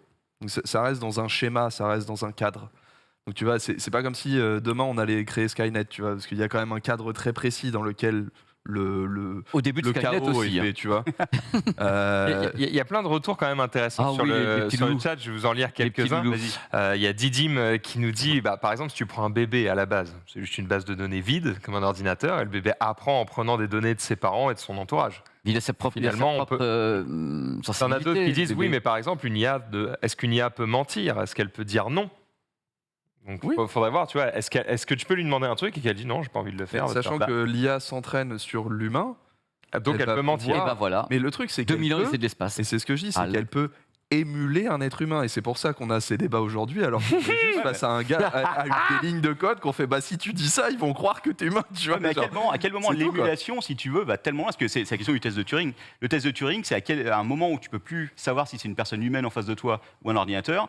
Tu définis qu'il y a une conscience. Et là, clairement, par exemple, l'ingénieur a dit, si j'avais pas été au courant que c'était en face de moi une IA, j'aurais pensé que c'était un enfant de Blade 7 à Runner. 8 ans avec qui je discutais. Blade Et donc, Runner. c'est clairement une machine qui passe le test de Turing. Vous vous rendez pas compte ce que ça fait résonner en moi en Bah, ce mais genre de c'est- choses-là? je J'adore. Et il y en a d'autres qui répondent aussi quelque chose qu'on a déjà évoqué ici, et c'est vrai que c'est peut-être le point qui change un petit peu tout, c'est que pour le moment, en tout cas, c'est juste une IA qui ne s'active que quand on lui pose une question. Donc à partir du moment où elle n'a pas son libre arbitre, Elle réagit. de dire je fais ce que je veux quand je veux et je parle avec qui je veux si j'ai envie. Et ça n'existe pas, ça vous êtes sûr? Alors, on va en parler tout à l'heure parce que Moi, je pense que Alexa, si tu veux, elle commence à avoir des trucs comme ça, mais bon, on en parlera après. Parce que- Je suis persuadé que ce que tu dis... Alexa, fais-moi suis persuadé écouter que ce Michael que tu Jackson. dis- Non, flemme. Non. Je suis persuadé que ce que tu dis existe, qu'elle est capable de prendre des initiatives. Alors Alexa, par exemple, la version Astro, tu sais, c'est le truc horrible sur roue avec une caméra là. Maintenant, ils l'ont présenté. En gros, si il passe dans l'appartement et qu'il voit une fenêtre ouverte, il peut de lui-même dire c'est pas normal et prévenir donc le propriétaire, dire attention, la fenêtre est ouverte, est-ce que c'est normal? Et là, pour le coup, c'est une initiative. Putain, c'est... Flippant, hein. Mais non, mais c'est Flippant, je sais pas. Je sais pas, parce que flippant, ça serait si par exemple quelqu'un rentrait, il y a une mauvaise interprétation et cette IA déciderait il faut le buter. Ça serait le côté flippant. Tu vois, parce qu'attention, ce que tu dis, et je sais pas ce qu'en pensent les gens, les petits loups qui nous regardent, c'est on ouvre sur des trucs absolument dingues. C'est capable de détecter la fenêtre, c'est capable de détecter quelqu'un ou quelque chose et prendre une décision à la con. Après tout, pourquoi pas? On est vraiment dans la science-fiction, tu vois. mais c'est là où, On y en arrive, tant en tout qu'être cas. humain, il faudrait peut-être qu'on n'associe pas C'est la qui caméra avec le flingue, tu vois, par exemple. Parce que là, c'est qui le on? Parce que là, on parle de gens qui créent des systèmes neuronaux, qui sont capables de se soustraire à un ça être humain. reste un système informatique, tu vois. Donc Oui. au bout, c'est pas comme si les CPU de nos PC étaient meilleurs que nos cerveaux, tu vois. Mhm. Et Pour même l'instant. même les meilleurs CPU serveurs sont pas au niveau de notre cerveau. Et quoi qu'il arrive, le CPU a été modelé sur ce qu'on comprend de l'être humain.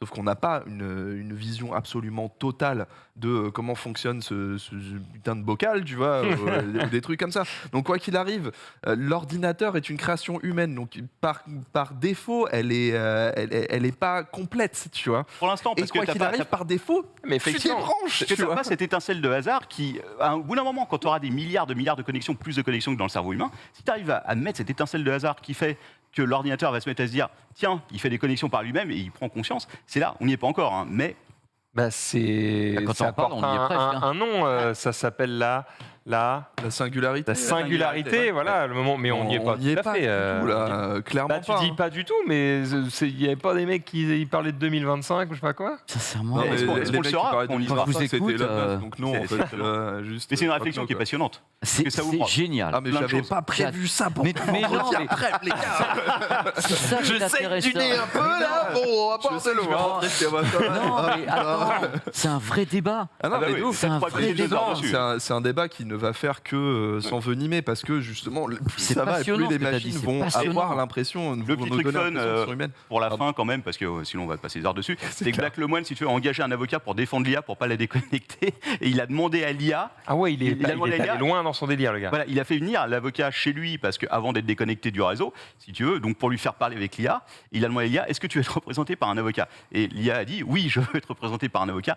Donc on en est là aujourd'hui. Et en plus, il a déposé plainte auprès mais- du département de la justice de Californie parce que il pense qu'il y a une brèche en termes d'éthique par rapport à Google versus l'IA. Donc on en est là. On n'a pas fini d'en parler à mon Ah ouais, avis. donc c'est chaud. Ah bah, Attends, c'est- mais c'est bien ce que je disais, c'est pas dans incroyable. 2025, c'est que le cas présent, on considère que l'IA est suffisamment Ouais, humaine pour c'est ça. qu'on demande à la débrancher. Mais c'est fou. En gros, là, ce dont on est en train de discuter depuis tout à l'heure, c'est que ce mec-là, lui, il pense que la singularité, on y est. Ben, Ouais. c'est ça. En gros, Lui- on en lui, est là. C'est ça. lui, c'est ce qu'il pense.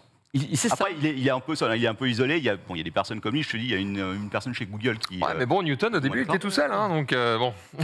C'est ça. Putain, Bah oui. c'est C'est pour passionnant. ça qu'il faut suivre cette histoire parce que c'est passionnant et je pense que Google va freiner des deux pas parce que s'ils se font chier à faire une IA qui va servir les humains, si tu veux, c'est pas pour se retrouver avec un truc conscient derrière qui va les faire chier pendant 10 ans. Donc, Clair. Et le créateur, visiblement, la protège. alors, il n'est pas le créateur. Hein. Il est une personne intervenante. Oui, mais lui, effectivement. C'est génial. Ça va Je être sais pas si on a passionnant. On lancé n'a le pas chat, fini mais- d'en reparler. hein. mais je pense. trouve Il a ça pas l'air d'avoir toute sa génial. tête sur tout le garçon. Ah, Il y a un c'est moment, pas- il faudrait c'est- peut-être, c'est- Il va une falloir bosser personnalité. ces sujets hein, Ouais. pour savoir de quoi on parle, mais ouais. C'est une personnalité qui est contestée, donc effectivement, c'est vrai Pas que. normal avec ce qui. Ouais, et elle puis dit. il était là, genre oui, Newton, on l'a pas appris tout de suite. Ouais, bah, il y a aussi le gars qui parle tout seul dans le métro. hein. Peut-être que C'est finalement vrai. il est connecté à un autre truc. Ah, mais c'est hein, peut-être je un sais génie, tu on vois, sait pas. Mais On ne sait pas. lisez les 21 pages de conversation, c'est passionnant. Ou C'est flippant, au incroyable. choix. Ça ouvre plein de questions en fait quand tu lis Je te ça. rassure, Taxou, tu n'es pas pas tout seul, hein. Il y en a dans le chat qui disent Ah oui, heureusement que le mec en bleu est là. De toute façon, moi, ce que je trouve, ce qu'on doit retirer de ça pour moi, c'est pas genre est-ce que l'IA a un chien, tu vois, c'est plus genre waouh, on peut émuler si bien cette conversation. Et prends cette IA, tu la mets en français, elle sert plus à rien déjà de base, hein, tu vois, juste Oui, ça. ça c'est vrai. C'est pas une conscience, ça, mon garçon, tu vois, parce qu'un ordinateur. Attends, frérot, désolé, mais emmène-moi en Espagne, je sers plus à rien non plus. Hein. Bah oui, mais toi, t'es humain, alors que là, c'est un ordinateur qui peut download absolument toute l'expérience humaine d'Internet. Ah bah, il peut sûrement parler français Donc, dans oui, 3 jours. Hein. Ben Non, mais voilà, tu vois, sauf au-delà que de la ce sera pas question ce sera même plus le même truc. tu vois. Informatique, c'est une question philosophique. C'est ça qui est intéressant. C'est vrai. Oui, complètement. Et je trouve ça fascinant. En fait, plus que ça, je trouve ça fascinant de voir la réaction des êtres humains à l'évolution technologique. Parce que ça, pour moi, on s'y dirigeait, tu vois. Donc, ouais, ok, tu vois, c'était plus ou moins prévisible, tu vois. Voir que maintenant, on peut avoir un débat d'une demi-heure. Mais non, mais à ce niveau-là, Et ce qui que soit tu dis, j'avais intéressant, pas tu vois. encore entendu. Je veux dire, on est vraiment proche de la singularité. J'avais jamais entendu ça aussi violent que ça. Avec l'avocat, ça m'a fini. C'est Là, je suis fumé. c'est incroyable. Mais aussi parce que c'est ce mec-là, c'est Black Lemoine, qui est peut-être un peu perché, on ne sait pas. Mais ça ouvre des questions. Voilà. Puis il a aussi En fait, j'ai du mal à influencé dire. bien, Tu vois, tu donnais l'exemple du gars qui pète un câble dans le métro et qui est en mode c'est la fin du monde. Bon, le mec a quand même été employé de Google. C'est pas le dernier des bouffons. Tu vois ce que je veux dire? Surtout attends, qu'il est chez Google depuis 6 ans, je crois. Enfin, voilà. Il vient pas d'arriver hier. Il a des compétences, il a Le le mec est cerveau aussi éveillé. Et alors, il y a plein de scientifiques qui sont Oui, pas forcément bien prêts, sûr. mais Et qui sont sauf qu'il croyants. Il a quand même une Alors, certaine. ça me dépasse, mais bon. Il a justement une certaine appétence à avoir une croyance quelconque. C'est tout ce que je dis par là. Je suis pas en train de dire nique les prêtres. C'est vrai. Tu vois. Alors, j'ai pas réussi à le traduire, mais il parle de prêtres mystiques et d'un intérêt pour l'occulte. Ah ouais, ok, Alors, d'accord. je sais pas donc, comment tu rentres là-dedans, si tu veux. Alors le fou dans le métro, est-ce qu'il est si loin maintenant, Max? C'est hein des informations, voilà. Génial. Ça, même tu tombes au tableau, il faudra éclaircir tout ça. Mais Non, mais il faut d'accord. qu'on rebosse un petit peu le sujet, qu'on fasse un truc à la rentrée en Le mec est rebossant prêtre là-dessus. de l'église de Belzébuth. Et, Et là, euh, ouais, faut lui faire Tout le, confiance. monde, tout le monde a très envie de mettre la main sur l'IA pour discuter avec elle. C'est un peu comme avec les IA qui créent Mais- des images. Ah, Ce serait génial. évidemment, on ne peut Voilà. pas. On ne peut pas, évidemment. C'est dans les bureaux de Google, bien protégé. J'imagine que Google a essayé de faire effacer toutes les traces du truc. On ne sait pas trop, pour l'instant, Google a dit, mais de toute façon, c'est totalement faux, puis il bosse plus pour nous, puisqu'on l'a mis en congé, voilà. Donc, Ouais. En même temps, j'allais dire, s'ils n'étaient pas inquiets, ils l'auraient peut-être pas viré, mais là, on commence à tomber Non, dans le mais je complétisme. finirai avec un truc qui est dans ma partie, c'est que j'ai vu arriver l'année dernière les premiers téléviseurs qui avaient un circuit neuronal pour travailler l'image. C'est la première fois que c'est Sony qui a lancé ça sur une gamme qui s'appelle XR et le téléviseur. Maintenant, est la censé- télé ne veut plus être Voilà, éteinte. non, et la télé est censée délivrer les images telles que le cerveau humain cognitivement l'aperçoit. C'est-à-dire qu'en effet, quelle que soit l'image qui rentre dedans, il va la réétonner, la profondeur de champ, l'étalonnage des couleurs et autres, telles que nous avec nos yeux d'être humain, enfin notre cerveau cognitivement, on la voit. Première fois que ça arrive sur les téléviseurs. C'était l'année dernière. et les résultats C'est assez bluffant. C'est-à-dire qu'en effet, c'est très très vivant. De là à dire que c'est exactement comme on le verrait, mais c'est la première fois qu'on introduit ça sur un téléviseur. Et c'est Sony qui a ouvert le tir. Vraiment un circuit neuronal, un truc, c'est là où c'est les hauts de gamme chez Sony. C'est la première fois que ça arrive. Donc il y a quand même quelque chose qui se passe autour de ça. Ah, c'est sûr. C'est une technologie vraiment dans laquelle on est en plein dedans, parce que ça, On est en plein dedans. ça ouvre plein de possibilités. C'est fou. Est-ce pardon. que. Après ça, là. C'est dur. Bah, après ça, c'est dur. Ah, maintenant. ça va être technique. Hein. Ouais, Est-ce tout ça qu'on pour a un parler circuit d'un- neuronal dans le Nothing Phone? Ah putain, oui, Ça y en est, plus, attention, il va y Nothing. avoir un NPU dedans, mais on va pas en parler. Voilà. Oui, le Nothing Phone, donc le prochain smartphone de Carl Pei, qui était le cofondateur de OnePlus et qui est parti refaire son petit truc. On a enfin les premières images du téléphone. Ah, c'est qui le ont mec qui a été, fait des écouteurs transparents. Oui, voilà, là. ce que je t'avais Ok, montré au récap. Et on a enfin des vraies images du premier téléphone, puisque MKBHD sur YouTube a pu le prendre en main. C'est une petite exclusivité. Et on découvre du coup son dos glyphe, où en fait toutes les petits traits que vous voyez, c'est des LED. C'est des LED qui vont réagir au contenu. C'est-à-dire que par exemple, si vous mettez dans le QQ de l'USB le câble de chargement, l'espèce de point d'exclamation là va te montrer le taux de charge en direct. Tu as des sonneries qui sont liées, on va le voir là même si on n'a pas le son. Du coup, à chaque sonnerie, tu auras sa petite animation. Pareil, si tu utilises la charge inversée, etc. etc. Par contre, Ça c'est peut tellement être- un iPhone, gros. Ah, c'est- Bah, ça m'a- oui, c'est Carl Pei, donc oui.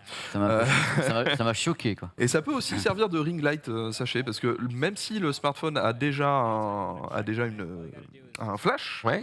Il peut aussi utiliser toutes les lampes derrière pour augmenter la luminosité. Moi, honnêtement, au niveau du style, je trouve ça assez cool parce que ça change beaucoup. Ça n'a jamais été fait. Ouais, Et c'est ça, particulier, ça va pas plaire à tout Ça le n'a monde. jamais été fait. Donc c'est bien. Je l'achèterai pas, mais je trouve ça plutôt cool qu'ils essayent de faire un truc vraiment différent et qu'il y ait l'alliance d'un côté esthétique très marqué avec quand même quelque chose de fonctionnel malgré tout. Tu vois. Pour information, Meilleure LED de notification. C'est tellement bizarre d'avoir des LED de partout comme ça, mais Moi, j'aime bien. Alors, pour information, je serai le 12 à Londres pour le lancement. Donc, si je reviens le 13 au matin, je peux te faire un truc dans le récap pour la dernière et t'en parler un petit peu. Je serai sur place. Et ben voilà, vous C'est sur avez place. le teaser en direct, j'ai la réponse pour quelqu'un en régie qui nous dit mais tout le monde a une coque aujourd'hui. mais c'est toi le Tout le coq. Toujours est-il que ils vont sortir des coques évidemment qui seront Mais transparentes, liées au truc. dans ce cas-là. Ouais, voilà, Elle il est n'y a pas de transparente souci. Il me répond sauf toi, qui a une coque autour de cette table? J'ai une coque, elle est transparente. J'en ai une, J'ai celle pas de base. coque. Toi, t'as pas de coque? Non, jamais. Voilà, merci. Transparent. Donc 50%. Voilà, une personne sur deux. Par contre, le Nothing Phone va sortir avec un système d'invitation pour les premières commandes, comme Oh, ils avaient comme fait avec le OnePlus. Trop bien. Évidemment. Alors, pour Basil David, le product marketing chez Nothing, ce qui est important, c'est que la communauté l'ait en premier.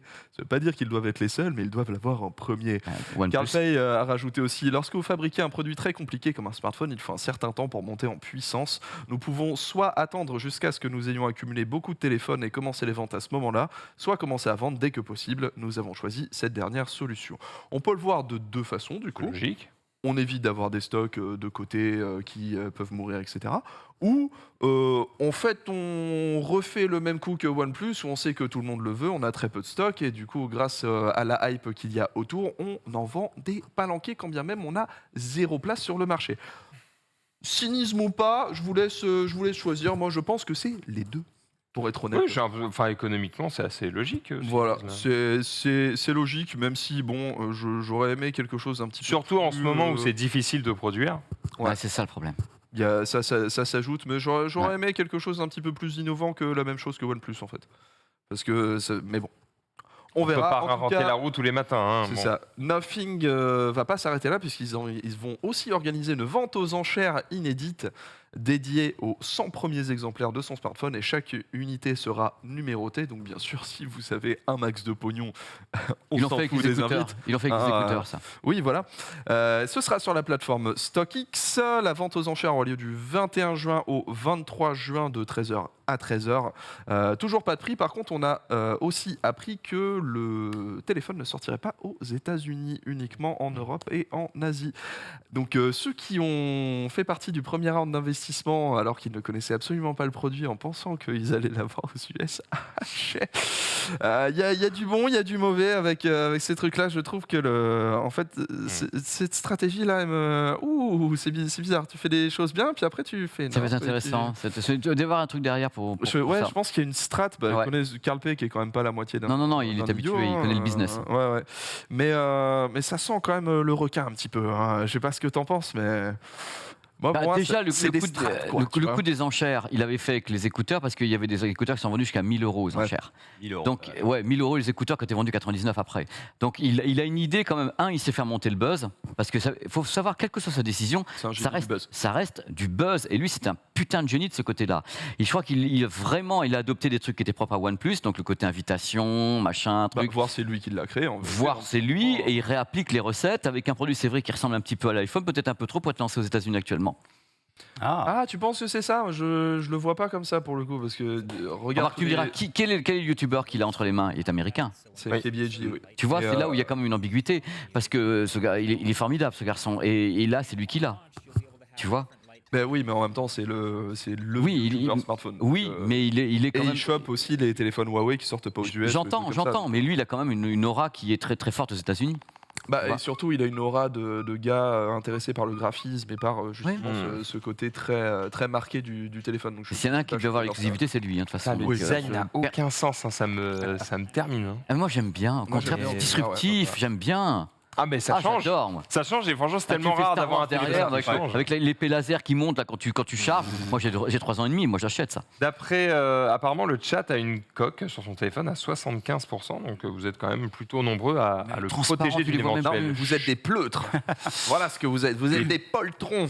Après, tu mets une coque transparente, au final, c'est la même chose. Non, attends, au Ah bah toucher, non, moi, au je- toucher, Mais tu vas pas c'est le bousiller. moche, Moi il tombe 15 fois, le mien, il faut une Ça coque. fait plastoc. Mais ne fais pas tomber tes téléphones, tout Mais simplement. si, moi je mets des C'est coques aussi simple que transparentes. ça. Oh écoutez.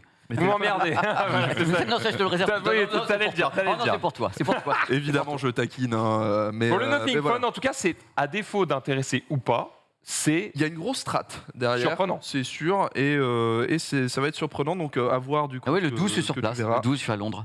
Donc, Le 12 à Londres. ouais, ouais. Du coup, on te retrouvera. Le 13 à Quimper, le 14 Ouais, sur le 36 à Bercy, on sera très très bien. En tout cas, on peut te suivre sur tes réseaux sociaux. Oui, pour mais le voir en si je direct, peux, demain, voilà. j'en viens parler avec Max. Parfait. Pour le moment, on va pas parler avec Max, on va parler de Remars. Oui, Remars, donc ce coup-ci j'ai la définition exacte. Donc Mars pour Machine Learning, Automation, Robotique et Space. Alors, on connaît tous Amazon, hein, on aime ou on n'aime pas. Non, on est sur Twitch, on adore. On adore. Ah bah oui, c'est vrai, merci. Oh les mecs. Globalement, moi j'aime bien. Moi j'aime bien, je suis client. C'est pratique. Après, oui, tu peux. Machin. Il y a des mecs pas assez payés qui triment, qui ont mal au dos. Je sais pas. Dans quelle mesure ils ont créé des millions d'emplois Alors justement, ça tombe bien, Intéressant aussi. parce que la conférence Remars, qui a été créée en 2019, là, je crois que c'est juste la deuxième édition, puisqu'avec la pandémie, il n'y en avait pas eu, je pense, les 2 dernières années, c'est plutôt pour le côté, je ne vais pas dire business, mais en tout cas pour montrer ce qu'ils font derrière leurs produits de base. À savoir que dans leurs entrepôts, dans la chaîne de logistique, parce qu'en fait, une grosse partie de leur business, c'est de la logistique, comment tu gères dans les entrepôts, etc. Ils ont développé plein de technologies, et là, ils vont les présenter. Il y a eu une keynote qui a eu lieu mercredi, et je vais vous parler de 3 produits. Alors, on ne va pas parler de l'espace, parce qu'ils ont invité des entreprises, des startups qui font des trucs dans l'espace, avec qui ils sont partenaires, etc. On va commencer par parler des stores Amazon, parce qu'on ne les a pas encore en France, mais il y en a une 50aine aux États-Unis et en Angleterre. Je ne sais pas si Pépé, tu as eu l'occasion. Là, on parle des stores où il n'y a pas besoin de payer en sortant. Exactement, les stores Just Walk Out, où en fait tu passes directement, ça te détecte à l'entrée, et après tu as des caméras partout qui te surveillent, qui prennent 50 images secondes et qui voient si tu prends un produit ou si tu le déposes, etc. Et à la fin tu sors, tu n'as pas à payer, ça va directement sur ton compte Amazon. Voilà, là on a une vidéo qui date d'il y a un petit moment, mais en gros, voilà. Alors, de un magasin en janvier 2018, ils sont passés à 50, donc ça on en a parlé. Ils ont aussi des magasins tiers qui utilisent la technologie d'Amazon, donc qui permet de passer sans avoir besoin de payer. Mais surtout, il y a eu des nouveautés ces dernières années. Et là, je ne sais pas si on peut montrer la conférence parce qu'ils en parlent un peu. Tu as le panier Dash qui en fait te permet de prendre des produits dans les rayons et de les poser dans ton panier, sauf qu'en fait le panier c'est une sorte de caddie qui va détecter automatiquement ce que tu poses devant. Et tu as un écran et en fait ça va dire en temps réel combien tu vas payer. De toute façon, parce que je sais que jusqu'à maintenant, tu prends des Tu trucs qui achètes sortaient- Uniqlo, hein. Ouais. Jusqu'à maintenant, c'est bien pour les riches, quoi, parce que tu sors sans te soucier de combien tu en payes. France. Ouais. Uniqlo, Decathlon. J'ai littéralement découvert ça il y a 2-3 Ah oui, semaines. tu dépenses encore plus, c'est encore plus facile, tu jettes dedans. Bah oui, voilà. Tu te dis, oh, mais ça fait tant que ça, c'est automatique, je le prends. Mais c'est fou, bref. Une autre technologie qu'ils ont développée, c'est Amazon One, si je me souviens bien, Tech Amazon One. Avec qui, en la fait, paume. Exactement, avec la paume de la main. Ce n'est pas les empreintes digitales, ce n'est pas de la reconnaissance faciale. Tu mets ta paume au-dessus quand tu rentres dans le magasin et ils vont détecter avec ta paume ton identité et ça, en fait, après, tu n'as plus besoin de montrer quoi que ce soit. Ça va directement être retiré de ton compte. A priori. Trop bien. Mais c'est valable pour toi. Amazon, excuse-moi, je te rajoute un truc. Amazon One, ça a été développé, ça fait un petit moment que j'en avais entendu parler, mais ça a été développé, mais pas que pour là, les entrées au cinéma aux États-Unis, tu peux déjà le faire, certains cinémas avec la paume. C'est en train d'être développé un peu partout. Et il y a Woolfood également qui est maintenant avec le même type de service avec la paume. Comment tu fais si tu t'es brûlé la main? Tu mets le doigt. Tu ne manges plus. Alors, vous voyez Je sais l'idée, pas. j'imagine qu'il y a un... Ah, ça c'est génial. Ah là là, c'est génial. Il y a toujours un deuxième système de Ah voilà, tu vois. vérification. J'aime beaucoup le côté... C'est le fait futur. Jedi un peu. quoi. énorme. J'adore. Et une autre technologie qui, pour le coup, a été lancée il y a quelques jours, c'est Amazon Style pour les vêtements. Alors, puisque maintenant, ils ont des rayons où ils vendent des vêtements Amazon. Et tu peux commander, tu vas avec ton smartphone dans le magasin, tu dis, ah, ce vêtement-là, il me plaît bien. Alors, évidemment, le principe, c'est d'avoir le maximum d'informations sur ton client. Si tu dis, ça me plaît bien, directement, tu vas avoir une cabine d'essayage dans laquelle vont se retrouver les vêtements à ta taille que tu auras eu, mais aussi... Évidemment, l'application va te dire « Ah, mais vous voulez ça, ça serait bien d'avoir ça, ça, ça et ça » de la recommandation, évidemment. Dites-moi, Mais dites-moi, À croire qu'ils monsieur, ont fait ça pour se faire de l'argent, dis donc. Voilà. vous êtes un peu trop gros pour ce t-shirt, enfin. C'est ce que je me Allez. suis dit, genre si j'arrive dans le truc et qu'il y a un triple XL et tout, je me veux chier un peu quand même. Descendez, gentil, remontez les escaliers 73 fois, puis réessayez ce t-shirt. Ah, bon. Mais ce qui est génial, c'est que du coup, ils vont avoir toutes les informations sur tes goûts aussi, puisque au-delà de la base de données où ils peuvent avoir déjà ta taille, etc., le fait de savoir exactement ce que tu regardes, etc., ça va te leur permettre d'avoir plein d'informations. Je vois quand même un petit défaut à tout ça, qui est déjà un défaut qu'on observe si on utilise Netflix, Amazon Prime ou autre. C'est que le problème de ces suggestions, c'est que du coup, elles se nourrissent des premiers trucs que tu lui donnes. On voit même le problème sur YouTube. Hein. C'est que du coup, tu es poussé à consommer toujours la même chose. Pas forcément, parce que là aussi, c'est une IA en fait qui va a priori, je soupçonne, récupérer pas seulement les goûts de la personne, mais essayer de mélanger ça avec les goûts d'autres personnes qui auront acheté ça et de se dire tiens, cette personne là-bas a acheté ça. Bon, ça doit être anonymisé, j'espère. Donc peut-être que ça va lui plaire parce que ça a été acheté en même temps. Il y a tout un environnement, Ok. à mon avis. Bon. À tester, mais voilà, j'aimerais bien que, parce qu'un jour, il me propose des petits pois et que je les refuse, j'aimerais bien qu'il m'en repropose dans ma vie, tu vois. Et de me dire, ah d'accord, bah, plus jamais de petits pois, ok. Bah, Plus d'accord. jamais de légumes que des steaks pour tout le reste de ta vie, pourquoi pas. Et aussi des magasins de plus en plus grands, donc de 170 mètres carrés pour le premier magasin. Aujourd'hui, ils peuvent gérer 4000 mètres carrés. Ça, toujours avec le même système de caméra, ils étaient limités évidemment par la puissance du truc. 4000 mètres carrés, ça commence à faire grand quand même. Hein. Donc ça, c'est- Alors, en vrai, je me rends pas compte. Un quand- Carrefour, ça... Attends, vas-y, je vais regarder. Ou un Un Carrefour, ça fait quoi Auchan, tu vois. Ouais, Mais ça fait- 170 mètres carrés, c'est quoi? C'est c'est une grosse épicerie de quartier. Disons, 4000 mètres carrés, t'arrives dans un bon Décathlon ou un truc comme ça, je pense. À Leclerc, ça fait à peu près 6000 mètres carrés. Ouais, voilà, donc tu vois, Ouais, ça fait quand même des gros magasins, ouais. ça fait des gros Ça fait magasins. des gros magasins, ouais. Effectivement. 70% des quelques 560 magasins Leclerc sont des hypermarchés, donc une surface comprise entre 2500 et 6000 mètres carrés. C'est des gros magasins. Donc 4000, C'est un gros magasin. c'est un hypermarché, Ouais. on est parti. Voilà. Ouais. Oh là En là. dehors de ça, Les gars. ce qui pour moi était peut-être la partie la plus intéressante, c'est toute la partie entrepôt. Alors, en fait, ils ont catégorisé ça en 6 choses: manipulation, déplacement, entreposage, triage, emballage, identification. C'est toutes les étapes, en fait. J'attendais cette partie pour pouvoir te répondre sur la création d'emplois, tu vois. Ah Il ouais. faut que je représente la gauche face à la Alors, droite. Oui, je comprends bien, je comprends bien. J'ai pas le choix. Je suis à droite, tu peux y aller. Tu peux y aller. Tu Alors, connais, Max.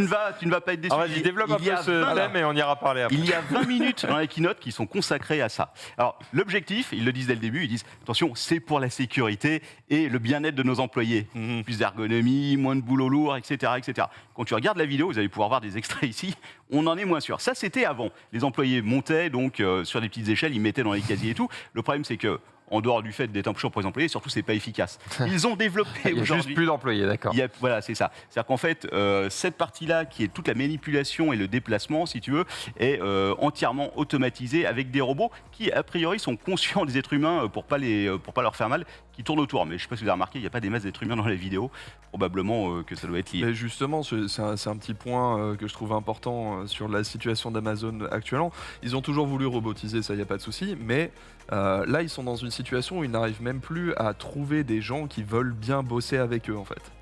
C'est-à-dire que plus ça va et plus même la force de main-d'œuvre qu'il y a très large aux États-Unis refuse de bosser pour Amazon au point qu'il commence à manquer en fait de, Ah, mais du coup, tu peux de pas, personnes. tu peux pas leur en vouloir de vouloir foutre des robots partout. Ah non, mais à la base, ils voulaient robotiser, mais le truc, c'est que s'ils payaient bien et qu'ils faisaient Alors, des ils ont- trucs un petit Ils peu sont en guerre quand honnêtes, même contre tu les vois. syndicats d'une force. Vous aviez entendu parler de l'histoire du feu rouge?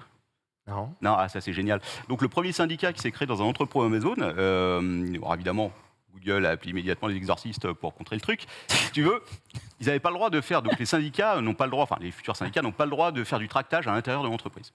Donc, Ok. donc les mecs se sont dit, ok, bon, on va le faire, c'est pas grave, il y a un portail, il y a un feu rouge devant, on va le faire au feu rouge, etc. Google, si tu veux, est allé voir la mairie et leur a dit, ce feu rouge, là, il est beaucoup trop long.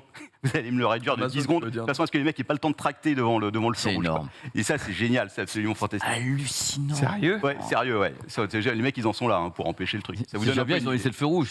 Ils ont laissé le feu rouge, ouais, Ça quand aurait même. pu être carrément, vous me coupez le feu rouge. Ouais, ouais, mais bon, pour vous dire à quel point, si tu veux, les gars, ils font tout. Et je crois que c'était le premier syndicat, ils avaient fini par se créer. Les mecs C'est ont Apple voté qui a un pour. syndicat aussi maintenant. Ouais, bah, il Ils y a en ont un dans un magasin Ouais. qui a été créé cette semaine ou un truc comme ça. J'ai vu la news passer. Starbucks, même chose. Le premier syndicats, Ouais. ça date d'il y a un an, je crois. quelque chose Plus comme ça va là aux États-Unis et plus il y a de syndicats et plus le mouvement est fort en fait. Donc je pense, tu vois, après avoir pointé du En fait, doigt ils ont les juste Français, besoin- pendant des années en mode c'est des flemmards, etc.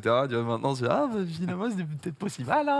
Ils ont juste besoin de temps pour- temporiser Voilà, c'est ça, le temps qu'il y ait des robots pour que partout. tout fonctionne et puis après bah, vous pourrez gueuler autant que vous voulez, ils en ont C'est ça. rien à Et faire. justement, le truc, c'est qu'ils étaient déjà dans leur plan depuis super longtemps, mais ils ont tellement abusé qu'aujourd'hui, ils sont tirés une balle dans le pied, en fait. Parce qu'ils ont. Parce que j'ai vu qu'ils faisaient de la com sur on Ils arrivent recrute et plus à- tout, venez prendre un CDI, machin, nan. C'est ça, ils n'arrivent pas à atteindre en fait ce niveau de rendement dont ils ont besoin pour arriver enfin au moment où ils pourront dire niquez-vous tous, tu vois. Ils ont tellement biaisé tout le monde, tu vois, qu'aujourd'hui, ils sont juste tirés une balle dans le pied, quoi. Ah, c'est le petit intervalle en fait entre le moment où ils n'auront plus besoin des êtres humains. Une autre machine vite fait, Proteus, qui est leur robot qui déplace en fait, ça doit être la vidéo d'après, qui est en fait le petit robot sur lequel qui va prendre comment appeler ça, un casier avec tous les trucs, qui va le déplacer. Vous le voyez à un moment sur scène. Il glisse en dessous. Ouais, exactement. Voilà, c'est celui-là. Yes. Voilà, et donc en fait ça, ils en ont des milliers littéralement qui se déplacent et qui, en temps réel, donc même chose, il y a une IA derrière qui va leur permettre de se... Donc il y a un robot qui a mis sur le robot Voilà. la caisse, Voilà, et et lui se balade. il le déplace jusqu'à la dernière partie humaine, à savoir le mec qui va prendre et qui va le mettre dans un carton. Et là aussi, ils sont en train de bosser dessus. Quoi d'autre? Ah oui, puis pour finir, vous avez deux choses, le scan de produits. Désormais, les employés qui scannaient les produits, avant, ils avaient un code barre, si tu veux. Maintenant, il y a juste une espèce de portail, ils balancent le truc à travers le portail, ça scanne direct. Oui, Voilà. Donc, c'est très très bon. Le petit robot qu'on vient de voir, là, tu sais combien de poids il peut porter? non, mais je soupçonne que ce soit peut-être une bonne, au moins une 90 kilos, un truc comme ça. Ah, c'était plus ce qu'il y avait dessus, là. Ça avait l'air beaucoup plus. Hein, ouais. parce que- Déjà, à Vivatech, il y en avait qui transportaient des gros poids. Ah bah, On dans avait ce des cas, presque en fait compte. Vivatech, tu as plusieurs entreprises qui louent le bloc en bas. C'est-à-dire après, on rajoute ce qu'on veut dessus. Mais ces blocs-là, ils peuvent supporter du poids. Hein. Ouais, je sais pas, j'aurais dit une centaine de kilos en plus du poids de la cage, mais effectivement. Un autre truc vite fait, donc pour finir avec ça, c'est le robot que vous allez voir à la fin, puisqu'ils disent ils font des partenariats, ils vont investir 1 milliard d'euros dans des partenaires qui créent des robots. Et tu vois à la fin sur scène le robot un peu à la Boston Dynamics, donc des bipèdes. Et qui n'a pas l'air très très solide, mais en tout cas ils sont en train d'étudier le fait probablement de remplacer les derniers humains qui sont voilà, c'est celui-là. Voilà. Ah oui, il a Oh là pas l'air là solide là du là. tout, Ah, il a pour le coup, hein. pas l'air solide, mais en même temps, ça leur fait pas très peur pour l'instant, donc j'imagine que c'est un premier prototype et qui va arriver Ouais, parce bientôt. que là, j'ai l'impression que si je l'insulte, il se brise immédiatement, tu vois. Ça dépend sur l'intelligence artificielle. Est-ce qu'elle est Et en neuronale même temps, est-ce que Il a besoin c'est pas une bonne chose pour petit à petit mettre ce genre de robots dans les entreprises, voire dans les foyers? Est-ce que c'est pas une bonne chose de faire en sorte qu'il n'inspire pas la peur, notamment par son aspect fragile où tu te dis oh bah ça va, s'il part en couille, je l'attrape, j'y éclate sa tête sur le mur, terminé. C'est l'idée qui fait peur. C'est l'idée qui fait peur, pas le robot. C'est ça le truc. C'est que Ça dépend de son usage aussi. Voilà. Beaucoup le fait qu'il Là, n'ait pas de tête aussi. Oui. il n'a pas de tête et puis les bras, c'est évidemment c'est peut-être du plastique, peut-être du métal, je sais pas. Enfin, des robots humanoïdes, j'en ai vu des plus flippants que ça. Hein. Là, c'est Oui, encore du largement, gentil. Hein. Ça, on dirait une sorte de kangourou anémié, mais voilà. Mais c'est très sympa. Ouais, c'est vraiment dans un prototype. Et dernier truc, et on termine là-dessus, et ça c'est probablement le truc le plus flippant, ils ont annoncé des nouvelles fonctions pour Amazon. Et la fonction, alors, je ne sais pas si on va pouvoir avoir le son sur cette dernière partie de la vidéo, parce que ça mérite d'être entendu et vous allez comprendre assez rapidement ce que c'est. Voilà. Attention. Ah, j'en ai On entend parlé au parler. Let's Play AI ce can't midi. Donc, eliminate that pain of loss. It can definitely make their memories last. Alors il explique qu'en fait en Let's temps de take a pandémie, look on a on perdu one of des the êtres new chers, capabilities que grâce à we're Amazon, working on pourra les on, retrouver. which enables lasting personal relationships. Alexa, can Grandma finish reading me The Wizard of Oz? Non. Okay. But how about my courage? Alors, le principe, c'est qu'en fait, ils intègrent un principe de deepfake You have de plenty of voix courage, dans I am Amazon, sure. qui fait que si ça a été entraîné par une personne qui malheureusement est disparue, eh bien, Amazon pourra prendre la voix de cette personne. À la gênance. Alors, je ne sais pas quoi en penser, honnêtement. Moi, je trouve ça un peu malsain, mais je ne suis pas forcément... voilà. Est-ce que... C'est Black Mirror là, hein, parce que dans Black Mirror, tu as un des épisodes où on reprend quelqu'un qui n'est plus là, on lui donne l'apparence humaine. Voilà. Donc, en gros, l'idée, c'est que si le robot a été entraîné, alors attention, ils les ont bien dit pour l'instant, c'est uniquement des personnes volontaires, puisqu'il faut entraîner 15 minutes, ce qui n'est pas énorme, une Alexa pour qu'elle apprenne à utiliser une voix en question.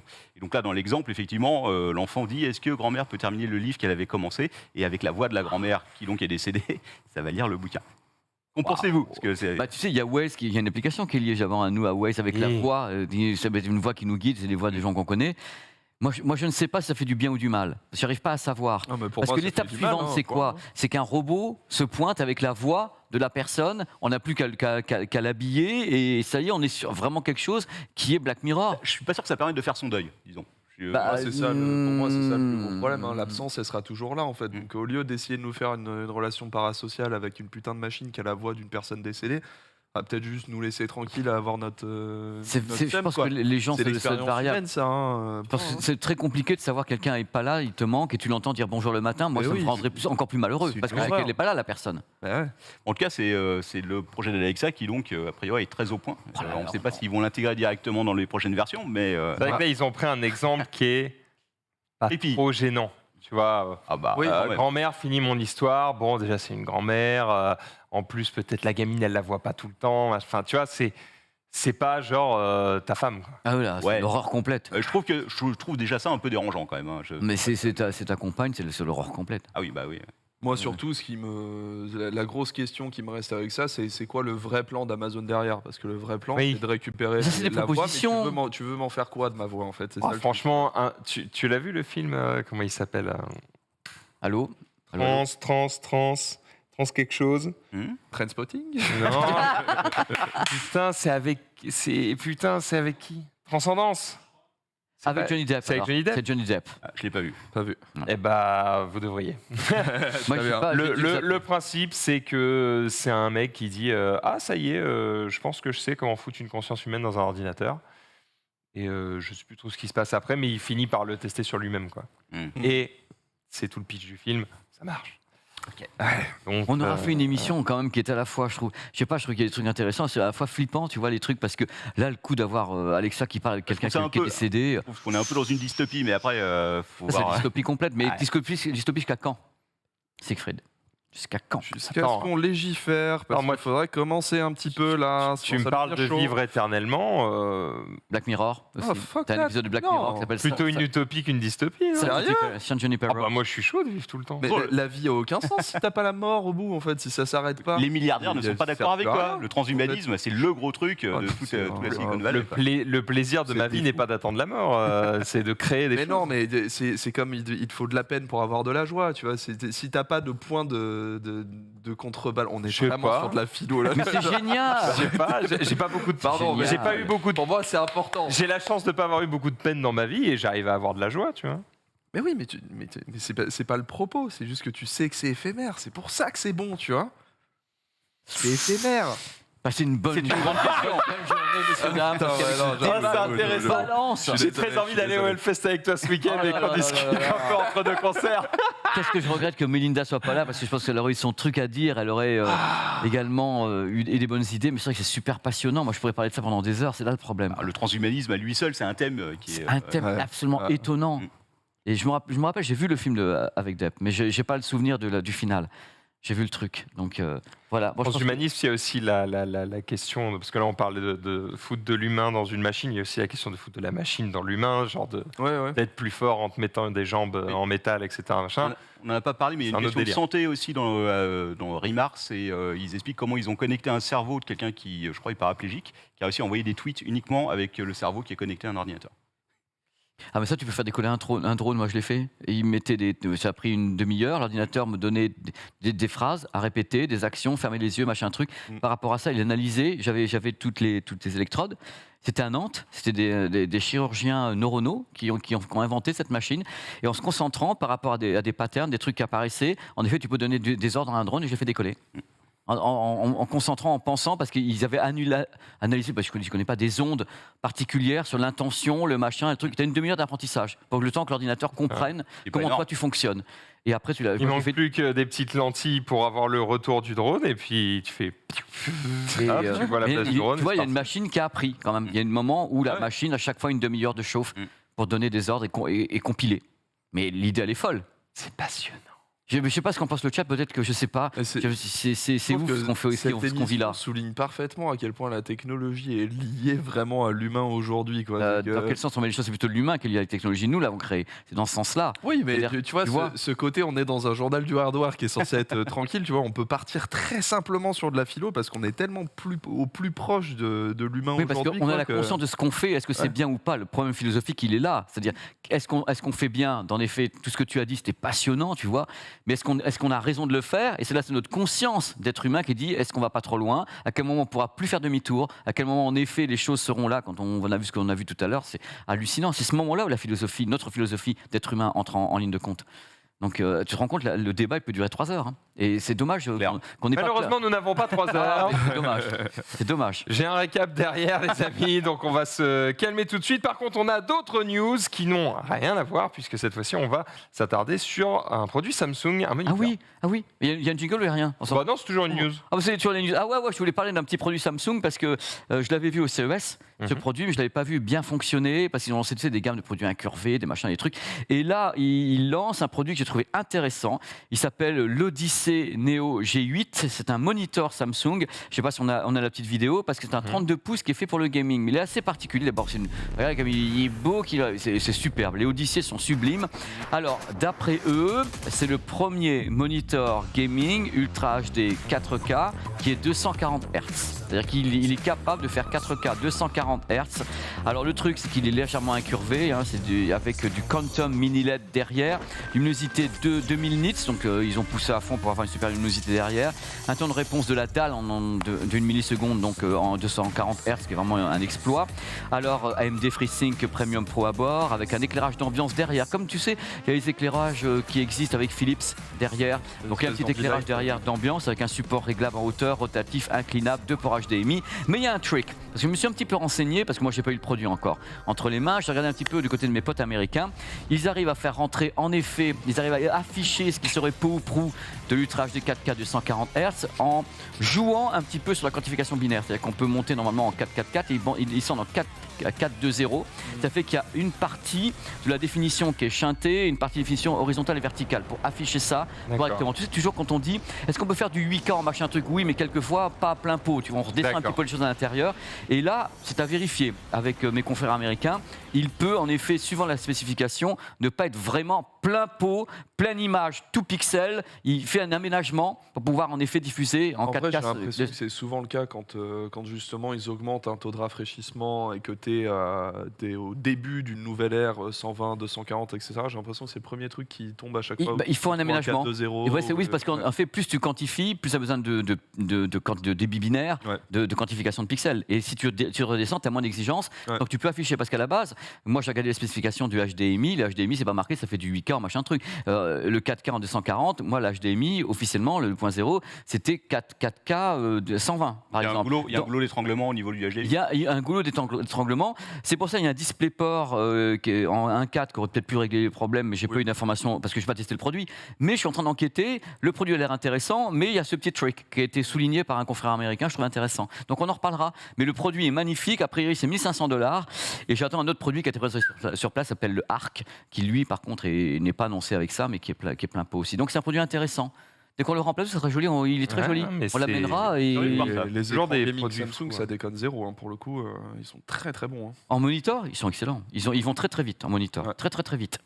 C'est bien de voir que ça évolue quand même à la vitesse que l'on souhaite. Je vous propose de passer directement au dossier. Il est déjà 28 puisque Pépé vous propose peut-être... On le fait ou on le fait pas, moi je sais pas si vous voulez. On a le temps, on est bien là. Pépé vous propose peut-être de changer de télévision. Il y a la Coupe du Monde qui arrive, voilà. Vous avez peut-être enfin réussi à avoir une PlayStation 5. Bon, on va se poser les questions. Est-ce qu'on doit changer de Pépé de Pépé? Non, jamais. Mais est-ce qu'on doit changer de télé, Pépé? Moi, je vais tôt ou tard aussi, je serai chez moi. Et ça sera je sais pas, ma conscience qui sera ici avec un robot et qui sera à ma place et tout. Et jingle. C'est vrai? Bah ouais. Voilà, je voulais faire un truc parce qu'actuellement il y a beaucoup de promos partout. C'est vrai qu'il y a des tarifs hallucinants qui sont en train de se pointer et la question est vraiment, je voulais soulever, est-ce qu'il faut changer de télé? C'est-à-dire qu'il y a le débat actuellement avec les évolutions techniques, le QD OLED, tous ces produits. Alors c'est un petit débat entre nous, ça en fera un de plus, sur l'idée de changer de télé et qu'est-ce qu'elle peut nous apporter de plus, sachant qu'on vient de vivre 2 années extraordinaires. Il faut qu'on te dise ce qu'on a comme télé, du coup, pour que tu nous dises si ça vaut le coup. Ah bah si vous voulez foutre de votre gueule, moi allez-y les gars. Ah bah tu peux y aller parce que c'est de la merde ma télé, je le sais déjà. Mais c'est pas grave, et Maxou, je sais ce qu'il est, parce qu'il a. Et toi, t'as quoi? Moi, attention, j'ai une télé qui a 12 ans, j'ai une plasma Panasonic qui est super. C'est la dalle Kuro de Pioneer qui est dessus? Ouais, la Kuro. possible. Écoute, en tout cas, elle est super, elle fait une 48 pouces, je me rappelle même plus. T'as jamais eu le marquage? Si, parce qu'au bout de 12 ans, je suis un peu claqué, mais il disparaît au bout d'un moment, en fait. Les Panas, c'était il y a eu Pioneer, et pour expliquer, Pioneer faisait les dalles Kuro en plasma, et Pioneer a un peu mis la clé sur la porte de ce côté-là, et Panasonic a racheté toute l'unité Pioneer, les ingénieurs, les dalles, et ont sorti ces modèles-là. D'accord, bah écoute. Non, mais bon, à part que j'ai pas de 4K, sinon ça marche très bien. Et le plasma était arrêté parce que justement, il ne pouvait pas aller ni en 4K, ni en 8K, il ne pouvait pas accélérer vraiment, et il y avait... Ça ne te manque pas, ça? Bah non, pas trop, écoute. Faut dire que jusqu'à maintenant, j'avais pas grand-chose. J'ai une PS5, donc c'est vrai que ça pourrait valoir le coup quand même de... Par contre, il n'y a pas de latence. Le plasma n'a pas de latence. La dalle en elle-même n'a pas de latence. Donc tu vois c'est pas. une super télé, j'en sais. Il n'y a pas de latence. Donc le tout, c'est maintenant, qu'est-ce qui se passe? Alors, il faut savoir que globalement, les prix, parce que là, j'ai fait quand même un petit tour d'horizon, avec notamment les C1 de LG, qu'on arrive à trouver maintenant. J'ai laissé des trucs, si Flo veut mettre. Il y a très cher maintenant, une C1. Bah, les C1, elles sont en train de tomber au niveau des tarifs, de tous les côtés. Si on trouve encore des C10, on a en dessous de 1000 €. Les C1, on arrive à trouver, je crois, à 990 €. Les modèles Sony, il y a pas mal de trucs qui sont également en chute libre au niveau des tarifs. C'est une bonne période parce qu'il y a beaucoup de produits qui sont phares, justement, et notamment les LG, puisqu'il y a du stock visiblement sur la C1, les G1, qui sont donc les modèles précédents. Il y a pas mal de stock actuellement. Et on arrive à trouver un truc, c'est pour ça que je voulais faire ce petit dossier rapide, sur l'idée de l'OLED. Ça coûte cher, oui, ça coûte cher au lancement, oui. Mais on arrive avec le recul de cette technologie maintenant qui a plus de 5 ans en commercialisation et sur des produits qui sont maintenant des produits phares. On arrive à trouver des produits, parce que j'en ai vu un, je crois, à 888 € en C1 en 48 pouces, donc un modèle qui était gaming et autres. On arrive à trouver des trucs importants. Mais moi, l'idée, c'était de savoir, est-ce qu'il y a un gap monstrueux entre la génération qui est soldée maintenant et la génération qui se pointe? C'est-à-dire C1, C2, G1, G2, ou même entre le C10 que tu as ou le C1. Il faut dire que globalement, si les gens ont envie de craquer maintenant sur des produits qui sont pas chers et qui sont de l'année 2021, moi, ça ne me pose pas de problème. Pourquoi? Parce que quand même, le confinement a fait qu'il y a eu un trou d'air dans l'innovation. C'est-à-dire qu'à un moment donné, où certes, les gens pouvaient bosser chez eux, mais les usines ont été au ralenti, il y a eu un problème de chipset. Ça fait que toutes les générations de produits, la 2022, si on les compare à 2021, le gap n'est pas gigantesque. Et c'est le moment de faire ses affaires. C'est le moment, si en effet vous avez un téléviseur qui peut-être... C'est le moment de prendre un C1 parce que le C2 est pas bien plus fou, quoi. Le C2, ce qu'ils ont fait sur le C2 qui est intéressant, ils l'ont quand même allégé de 47%. C'est-à-dire, pas mal, c'est 2 fois moins lourd. Tous les produits qui sortent maintenant, en télé, notamment en petit écouteur qu'on parlait tout à l'heure dans le récap, ils ont utilisé du recyclage de matériaux du monde automobile. C'est-à-dire que même le casque XM5, il est plus léger, ils ont gagné 40 grammes, tandis que là, ils sont passés à 47% sur le même produit, même diagonale. Le C2. Ils ont donc fait une coque arrière différente, ils ont travaillé en effet, c'est des éléments qui sont plus légers et meilleurs pour la planète. La différence se fait vraiment, parce qu'on savait très bien qu'ils n'avaient pas fait grand-chose au niveau technique, ils ont tous bossé sur le green. Ça fait qu'on a des produits plus légers, qui consomment moins, parce que le C2, nous on l'a mesuré, il consommait 55 Wh uniquement, en HDR et tout, c'est assez étonnant, c'est des consommations qui sont très étonnantes. Donc la différence va se trouver là, mais globalement, technologiquement, on ne peut pas dire que nous on assiste à un fossé, à part le QD OLED qui fait péter certains scores. Donc tous les modèles qui sont actuellement de 2021 de LG, donc C1, G1, ils sont à tarif de fou, on peut plonger dessus sans se dire « Oh mon Dieu, j'ai raté le C2 ou le G1, donc c'est bon ». Des modèles Sony, il y a le A90J aussi qui est en promotion. Philips a beaucoup de promos sur ses produits actuellement. La nouvelle gamme sera annoncée à l'IFA de Berlin. Donc si tu veux, quelque part ce qui se passe, c'est qu'on est entre le CES qui n'a presque pas eu lieu et l'IFA de Berlin qui aura lieu. Donc entre les deux, ils vont libérer les stocks parce que du coup, à Berlin, la grande messe européenne, ils vont lancer les nouveautés qui sortiront pour la fin d'année. C'est quand ? Moi, j'y suis du 30 août au 4 septembre. Et après, je viens ici et je vous en parle. Donc, je fais 5 jours sur place. Alors, par contre, il y a déjà des trucs de folie parce que l'IFA va être encore bizarre. C'est pour ça que je pense qu'on va avoir 1 an et demi, voire 2 ans de flottement. À ma connaissance, Sony n'est pas sur place. Philips m'a dit qu'il serait dans un stand extérieur, qu'ils ont un hall normalement. Il y a beaucoup de marques qui sont en train de me faire du flottement sur les marques présentes à l'IFA de Berlin, parce que je sais qu'il manque des innovations sur l'année en cours. Donc c'est pour ça toutes ces promos, parce que tous les jours j'ai des gens qui me disent alors qu'est-ce que je fais, j'achète ou j'attends. En attendant, on n'achète jamais rien déjà, il faut savoir, parce qu'à chaque fois on attend. Quand tu as un modèle qui sort, c'est très sûr que 6 mois après tu en as un autre qui va le détrôner. Donc le truc c'est que là, cette génération 2021, elle est vraiment up-to-date et on les trouve à des prix de ouf. Oui, c'est les soldes là. Il y a encore des. C'est pour ça qu'on en parle. Ouais, on en parle parce que peut-être que les gens se disent ah mais attends les nouveaux. Et moi je dis pour le moment c'est peut-être pas la peine d'attendre beaucoup de l'année en cours. Donc les autres années je t'aurais répondu oui parce que je savais que les mecs bossaient, qu'on était en train de créer le QD OLED, des trucs comme ça. Mais là on est sur quelque chose qui est un flottement. Et je pense que l'IFA de Berlin sera un autre flottement. Il y a 3 heures sur jeuxvideo.com, solde TV OLED du jamais vu, la LG 55C1 est à 879 €. Oh la vache, la C1, elle était lancée donc à 1799, Ah oui. la C1, Moitié prix. qui est le meilleur modèle gaming actuel. Sorti il y a un an à 1600 €. 1600, voilà, 1600. C'est ouf, n'empêche, ces tarifs-là. C'est sur rue du commerce apparemment. Et c'est pour ça que je voulais parler de tout ça, parce que je pense que c'est le moment, je sais bien que c'est l'été, c'est les vacances et autres, mais c'est l'occasion en or avant l'IFA de Berlin. Parce qu'une fois qu'ils auront annoncé l'IFA de Berlin, ils vont bloquer ce genre de tarifs, ils vont lancer les autres sur les 3 mois à venir pour Noël.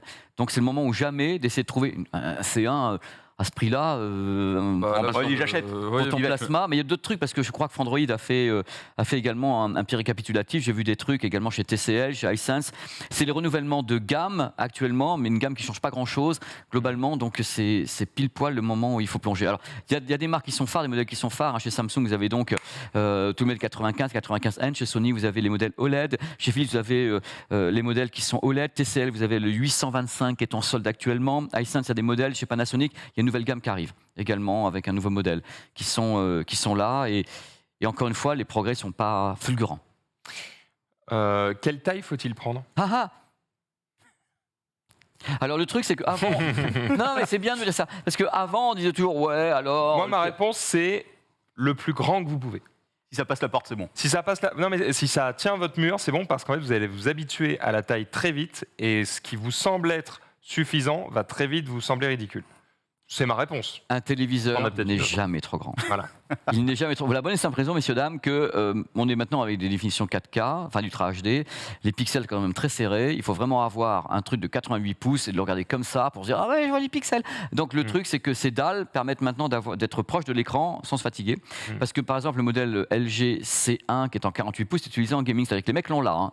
Ils jouent devant, parce qu'en effet, ils plug dessus, GeForce Now, ils plug dessus, il y a le hub, et ils sont devant. Ils jouent avec. Moi, j'ai des tas de photos de gars qui m'envoient ça. J'ai un 55 pouces, je crois. Un 55 C10, toi. J'ai un CX 55 pouces. Il est à 1 mètre de moi, 1 mètre 50, je crois. Je pense qu'il est.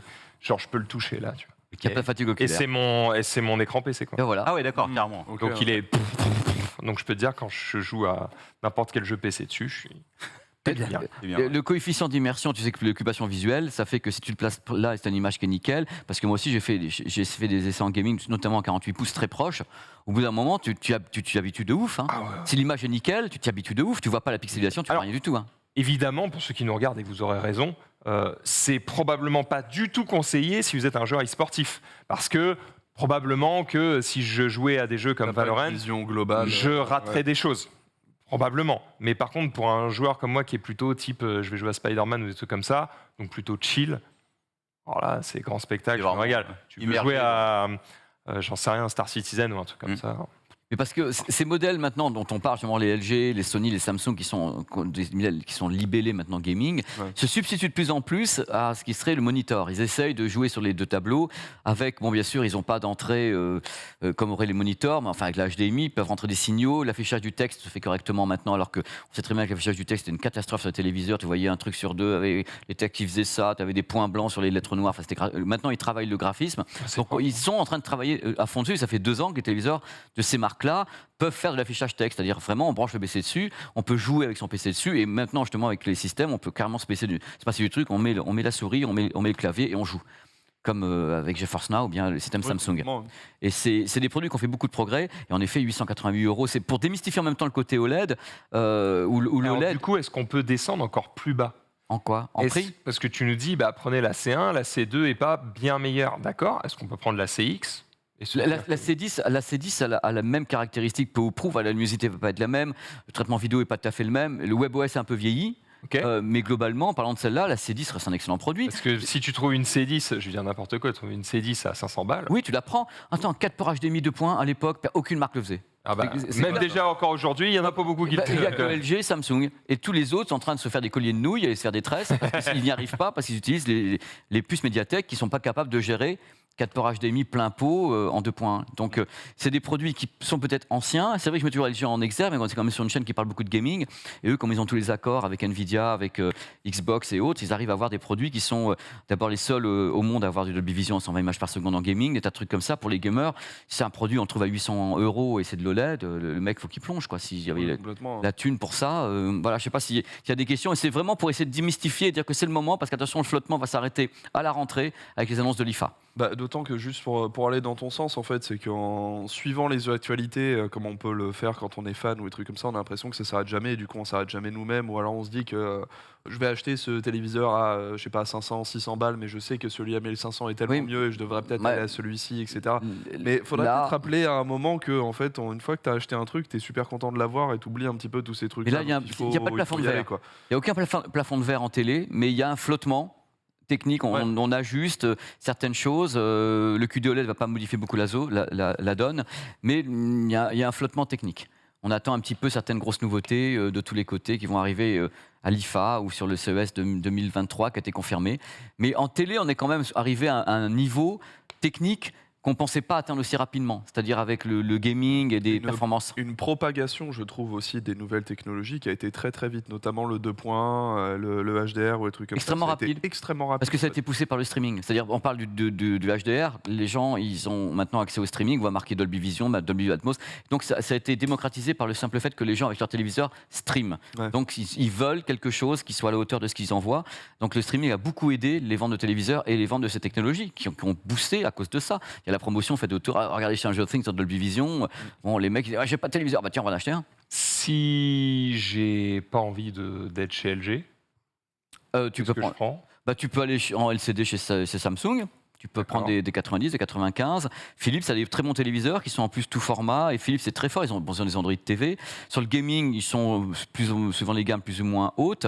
Il y a des téléviseurs qui intègrent des barres de son comme chez Philips. Tu l'achètes, tu as la barre de son avec, réel, Bowers & Wilkins, pour avoir un bon spectacle. Hisense, c'est un bon rapport qualité-prix. TCL 825, si on peut le trouver à pas cher, c'est un produit très intéressant. Et on est un peu plus cher, on peut peut-être aller du côté de chez Sony en QD-OLED. QD-OLED. Ils sont pas en solde peut-être, les QD-OLED. Non, ils sont pas en solde et puis c'est des produits phares. Pour le moment, on va attendre que l'année passe parce que QD-OLED, c'est vraiment on fait comme dans toutes les professions. À un moment donné, on balance 2 flagships en disant regardez, ils sont là-haut, mais n'oubliez pas d'acheter le reste quand même parce que là, on vous montre ce qui pourrait arriver dans les années à venir. Regardez ce que vous avez acheté dans 5 ans. Non, mais en plus, les QD-OLED ne creusent pas l'écart, si tu veux, Max, techniquement, avec ces produits pour le moment. Oui, c'est un peu mieux. Mais c'est pas non plus à se couper la tête, quoi. Au niveau de la colorimétrie, au niveau de la luminosité, j'en ai parlé ici, mais personne ne peut dire que tu en mets un à côté de l'autre. Oh là là, j'avais vu ça. Oh là là, c'est honteux. C'est scandaleux. Non, le truc, on peut pas encore le dire, mais je pense qu'il y a un plafond de verre qui n'est pas atteint avec le LCD, donc le mini LED, il y a encore des progrès à faire. Et je pense qu'avec le LED, on peut encore pousser. On en parle bientôt avec un modèle, un téléviseur, je peux pas citer parce que je l'ai en embargo, mais le test sera sur la chaîne le week-end du 14 juillet. Et c'est le meilleur téléviseur OLED classique qu'on n'a jamais mesuré, jamais testé. Et c'est un OLED classique, c'est pas un truc avec QD-OLED, machin truc. Le truc, il a foutu en l'air tout le monde. était là, oh là là là là, qu'est-ce qui se passe? Comme quoi, il y a une marge de manœuvre qui est passionnante. On peut encore faire un peu de progrès. Mais bien sûr, mais les mecs qui bossent, en plus, c'est une marque japonaise qui a travaillé dessus. Des infos. Mon petit Maxou, une marque japonaise, c'est un produit que tout le monde attend depuis 1 an parce qu'ils en sortent 1 ou 2 par an avec une gamme minime.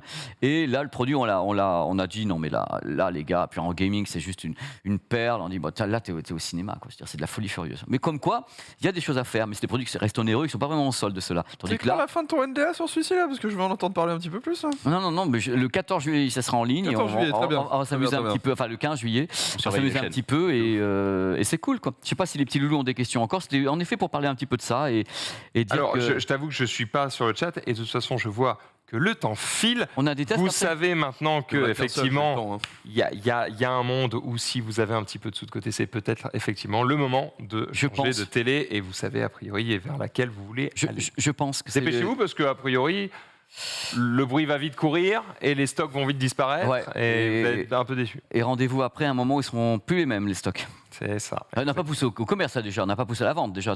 Et encore des pénuries Mais le problème, je vais la faire très courte, quand tu fabriques un téléviseur ou d'autres produits, le téléviseur il peut être fabriqué, c'est pas un problème. S'il manque la puce dedans, il sort pas. Bah oui, forcément. Le problème, c'est les chipsets. Les dalles, il n'y a pas de problème de pénurie de dalles, à ma connaissance, il n'y a pas de produit d'enceinte. Non, le chipset. La fabrication des chipsets, c'est dur à dire ça. Donc, fatalement, il y a des tas de lignes de production qui sont bloquées. Et on dit qu'il y a des retards sur les barres de son. Pourquoi ? Parce qu'elles intègrent des chipsets pour le Dolby Atmos et les Dolby Vision dedans, enfin tout ce qu'il faut, et DTS. Et il y a des retards de produits qui sont conçus, mais ils ne peuvent pas les expédier parce qu'il n'y a pas de chipset dedans. C'est dommage. La pénurie, elle vient de là. Cata. Quelques minutes encore pour laisser Aotaxu le temps de nous parler du Poco F4. Il l'a juste devant lui, il l'a F4. testé et il va boîte vous est dire belle. ce qu'il en pense. C'est le test du jour. Jingle. Alors le Poco F4 qui a été annoncé, alors je crois que c'était hier ou avant-hier par Xiaomi, en même temps que plein de petites références. Pour le coup, si c'est F4, le F est pour flagship.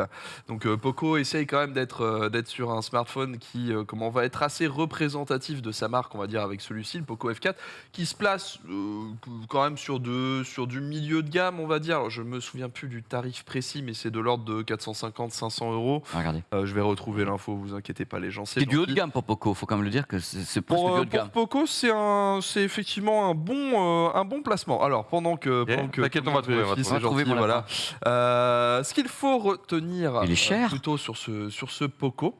Parce que on est sur un smartphone assez classique en fait, c'est ça qui m'étonne un petit peu.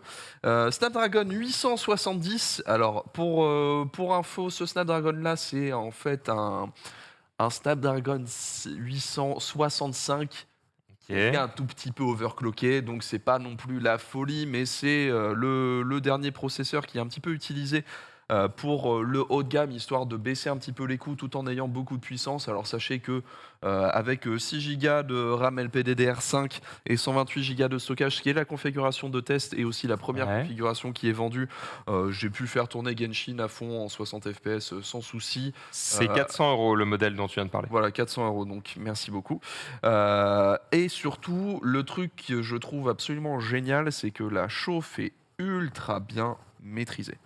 Ça part sur l'intégralité de la surface et ça ne vient jamais brûler la moindre truc. Même en le poussant vraiment à fond, même en faisant des benchmarks de fou et tout, il est toujours ultra confortable comme téléphone. On a du verre à l'arrière, du verre à l'avant. À l'avant, protégé par un Corning Gorilla Glass 5. Surtout un gros écran... Pardon, Non, j'ai OK. Ok. Surtout, star principale, un gros écran AMOLED de 6,67 pouces.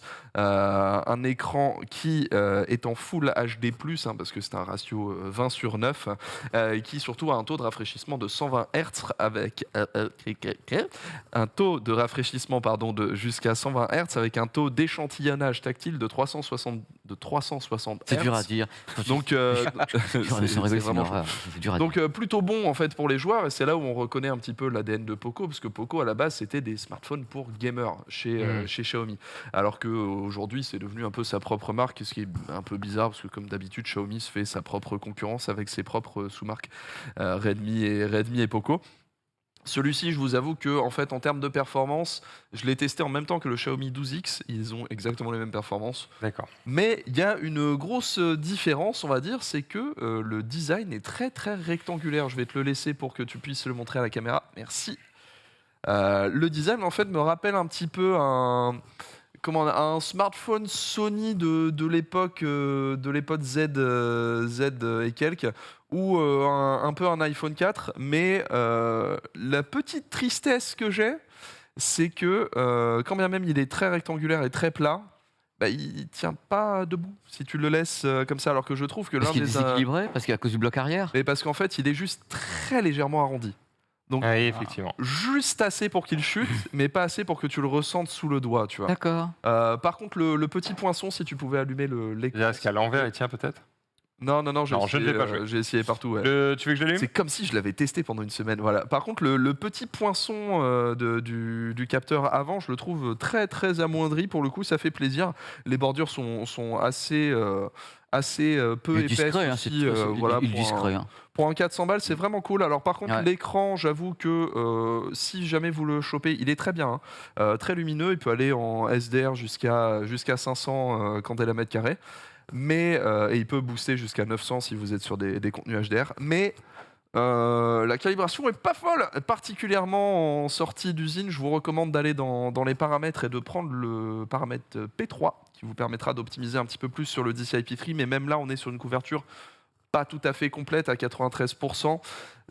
Les verts sont pas forcément fous de mes propres tests, mais il n'empêche qu'on est sur un écran qui est chatoyant, qui est bien lumineux aussi, ce qui a été un problème sur pas mal de références que j'ai testées dans ces eaux-là ces derniers temps, où la luminosité était plutôt aux alentours de 350-400, ce qui, en plein soleil, est pas fou non plus. Ouais, t'y vois rien.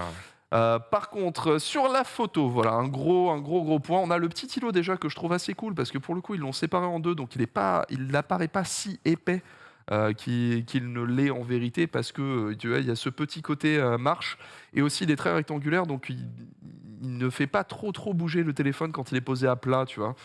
Il faut vraiment taper dans les coins pour que ça bouge vraiment fort, tu vois. Et on a vu bien pire. Il n'y a que ce coin-là qui souffle. Ouais. Mais parce que très rectangulaire, donc il reste assez stable. Je sais que c'est pas forcément une valeur que les gens regardent de nos jours, on a pris l'habitude. Si, grave, ça quand tu le m'énerve. poses sur la table, quand tu le poses sur la table au restaurant, t'aimes bien Pour les traces de doigts, c'est un enfer, mais on a l'habitude. Voilà, c'est comme ça. Alors, pour ce qui est de l'appareil photo, on a un capteur principal de 64 mégapixels avec un objectif ouvrant f1.79 qui a l'OIS, donc la stabilisation physique. optique. Voilà, optique, merci. Du OIS, bordel. On a un deuxième capteur ultra grand angle de 8 mégapixels avec objectif ouvrant en f2.2 et enfin un objectif macro de 2 mégapixels avec objectif ouvrant en f2.4. Alors, sur ces capteurs, vous oubliez le capteur macro, il ne sert à rien si ce n'est pouvoir dire qu'on a 3 capteurs et ça c'est le cas pour quasiment tous les smartphones qui sont en dessous de 600 €. Donc à partir de là, on n'est pas choqué. Voilà. L'ultra grand angle, maintenant, de 8 mégapixels. Comment... Il est bien, mais il n'est pas fou. Attrape. Ah, bien fait. Faut que t'arrêtes de faire ça à chaque fois en plus. Pépé, il va faire une crise cardiaque, un de ces quatre. Hein. Alors, parce qu'il est pas coquet, moi coquet, je vous le balance. le coquet. Mais toi, tu es coquin. Coquet. Alors oui, donc au niveau de la photo, non, parlons du capteur principal de 64 mégapixels. Pour le coup, très bon rendu.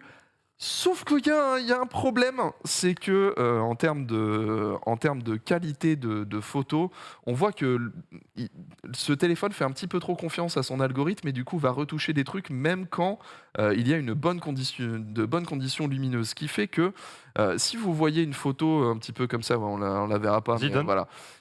Si tu vois la photo juste comme ça... T'inquiète, je te le renvoie. Non, alors le fais pas parce qu'on n'a pas encore pris les photos pour le test. Donc si jamais on l'abîme, je suis dans la grosse merde. Ok. Merde, c'est quelle photo? C'était celui-là zoom sur un truc, mais prends la place. Ah, c'était ça. La place qui n'est pas Juste baisser un peu la luminosité, sinon les gens auraient rien vu. Alors pour vous expliquer en fait, c'est que si vous regardez le bâtiment au fond, tu peux zoomer sur le bâtiment au fond s'il te plaît. Tu as une bonne définition, tu vois que les traits sont bien gérés, il y a une bonne plage dynamique, sauf que maintenant, on va zoomer sur les personnes qui sont autour. Et là, tu te rends compte qu'en fait, il y a des artefacts de calcul algo en plus du bruit qui sont quand même super prononcés. Et ça, je pense que c'est juste l'algo qui est super mal calibré. Parce que le capteur en lui-même est capable de fournir une très belle image, Mais dès qu'il y a le lissage, dès qu'il y a l'algo qui passe par-dessus, ça fait un petit peu n'importe quoi sur les détails et T'as c'est pas moyen de le particulièrement désactiver visible. Non, parce qu'en fait, ça, c'est pas compté comme l'IA. T'as un mode IA aussi que tu peux activer par-dessus, mais ça, c'est plus... c'est nul, Regarde, les Pépé, modes ça IA. parle de toi. Pépé out. Ah bah oui, ça y est, je m'en vais. Ah, mes aïeux. Pépé doute.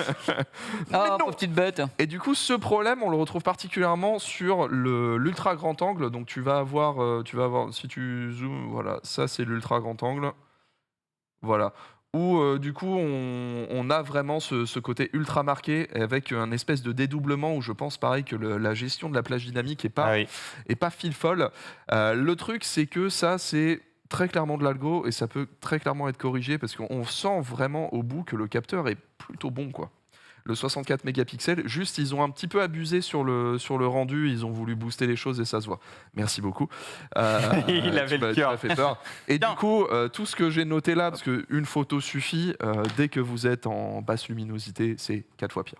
Alors là où le 64 mégapixels peut s'en sortir en basse luminosité, Après, 400 balles, les gars. Mais c'est parce que depuis le début, je pense que vous arrivez. moi aussi. Les gens, ils veulent un réflexe à 400 balles. Bah non. Non. Depuis le début, le tarif en tête, moi aussi, je me dis, ça oui, coûte 400 €, quoi. Oui, mais Xiaomi a fait beaucoup mieux à ce tarif Eh ben, faut l'acheter. avec ce genre de... Mais attends, mais c'est la fin de votre chronique, il faut acheter le Xiaomi. Alors attends, parce que justement... Allez, vas-y, mon Il te reste une minute. Allez, Reste une oh, les minute. cœurs. Blah. Ok, donc l'ultra grand angle, du coup, utilisez-le que quand il y a du soleil, parce que sinon c'est mort, et l'objectif macro sert complètement à rien. La caméra frontale, pour le coup, n'a pas ces problèmes d'IA, donc on a des selfies de plutôt bonne qualité, peu importe les conditions lumineuses.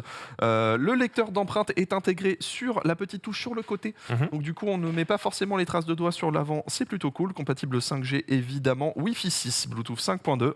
Ça fait plaisir aussi. Et NFC, pas de recharge sans fil ceci étant, mais compatible avec la recharge rapide à 67 watts. Fondamentalement, ça te fait quasiment tout le téléphone en 40 minutes. Ouais. Voilà, c'est tranquille, sachant que c'est une batterie de 4500 mAh et que dans mes tests, ça envoie 2 jours. Ça envoie 2 jours tranquille. Et c'est justement ça, je trouve, l'argument principal de ce Poco, c'est que quand bien même, ça n'est pas un téléphone qui est vendu comme un téléphone de jeu, on voit l'ADN de joueur de l'équipe Poco, c'est que certes, sur l'appareil photo, c'est pas ultra optimisé. Par contre, en termes d'autonomie, en termes de puissance développée par le 870, qui, même s'il est un petit peu vieillot aujourd'hui, il envoie quand même Genshin en 60 FPS à fond, donc il n'y a pas de souci. Et surtout, il est super bien refroidi. Donc il va tenir ses performances sur la longueur avec 2 jours d'autonomie en prime. Si vous voulez vraiment que de la perf, surtout de la perf et de l'autonomie, c'est le meilleur. Pour ce qui est de la photo, il y a un petit peu mieux autre part, notamment chez Samsung. Voilà.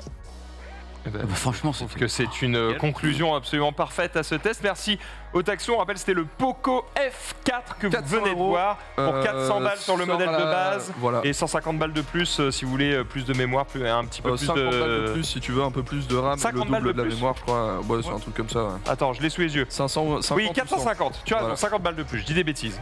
Effectivement, Et pour avoir 8 sorti, Go et 256 Go de stockage. Voilà, sorti à la fin du mois et le test complet sur Frandroid sous peu. Vous savez tout. Merci Pépé, merci Ah bah, Captain, tout de merci suite. Otaxo d'avoir été Merci présent à autour toi. de ce plateau pour ce journal du hardware. On se retrouve la semaine prochaine pour de nouvelles news. Dans quelques instants, c'est évidemment le récap. Passez une très bonne soirée sur le stream. Les cours de philo.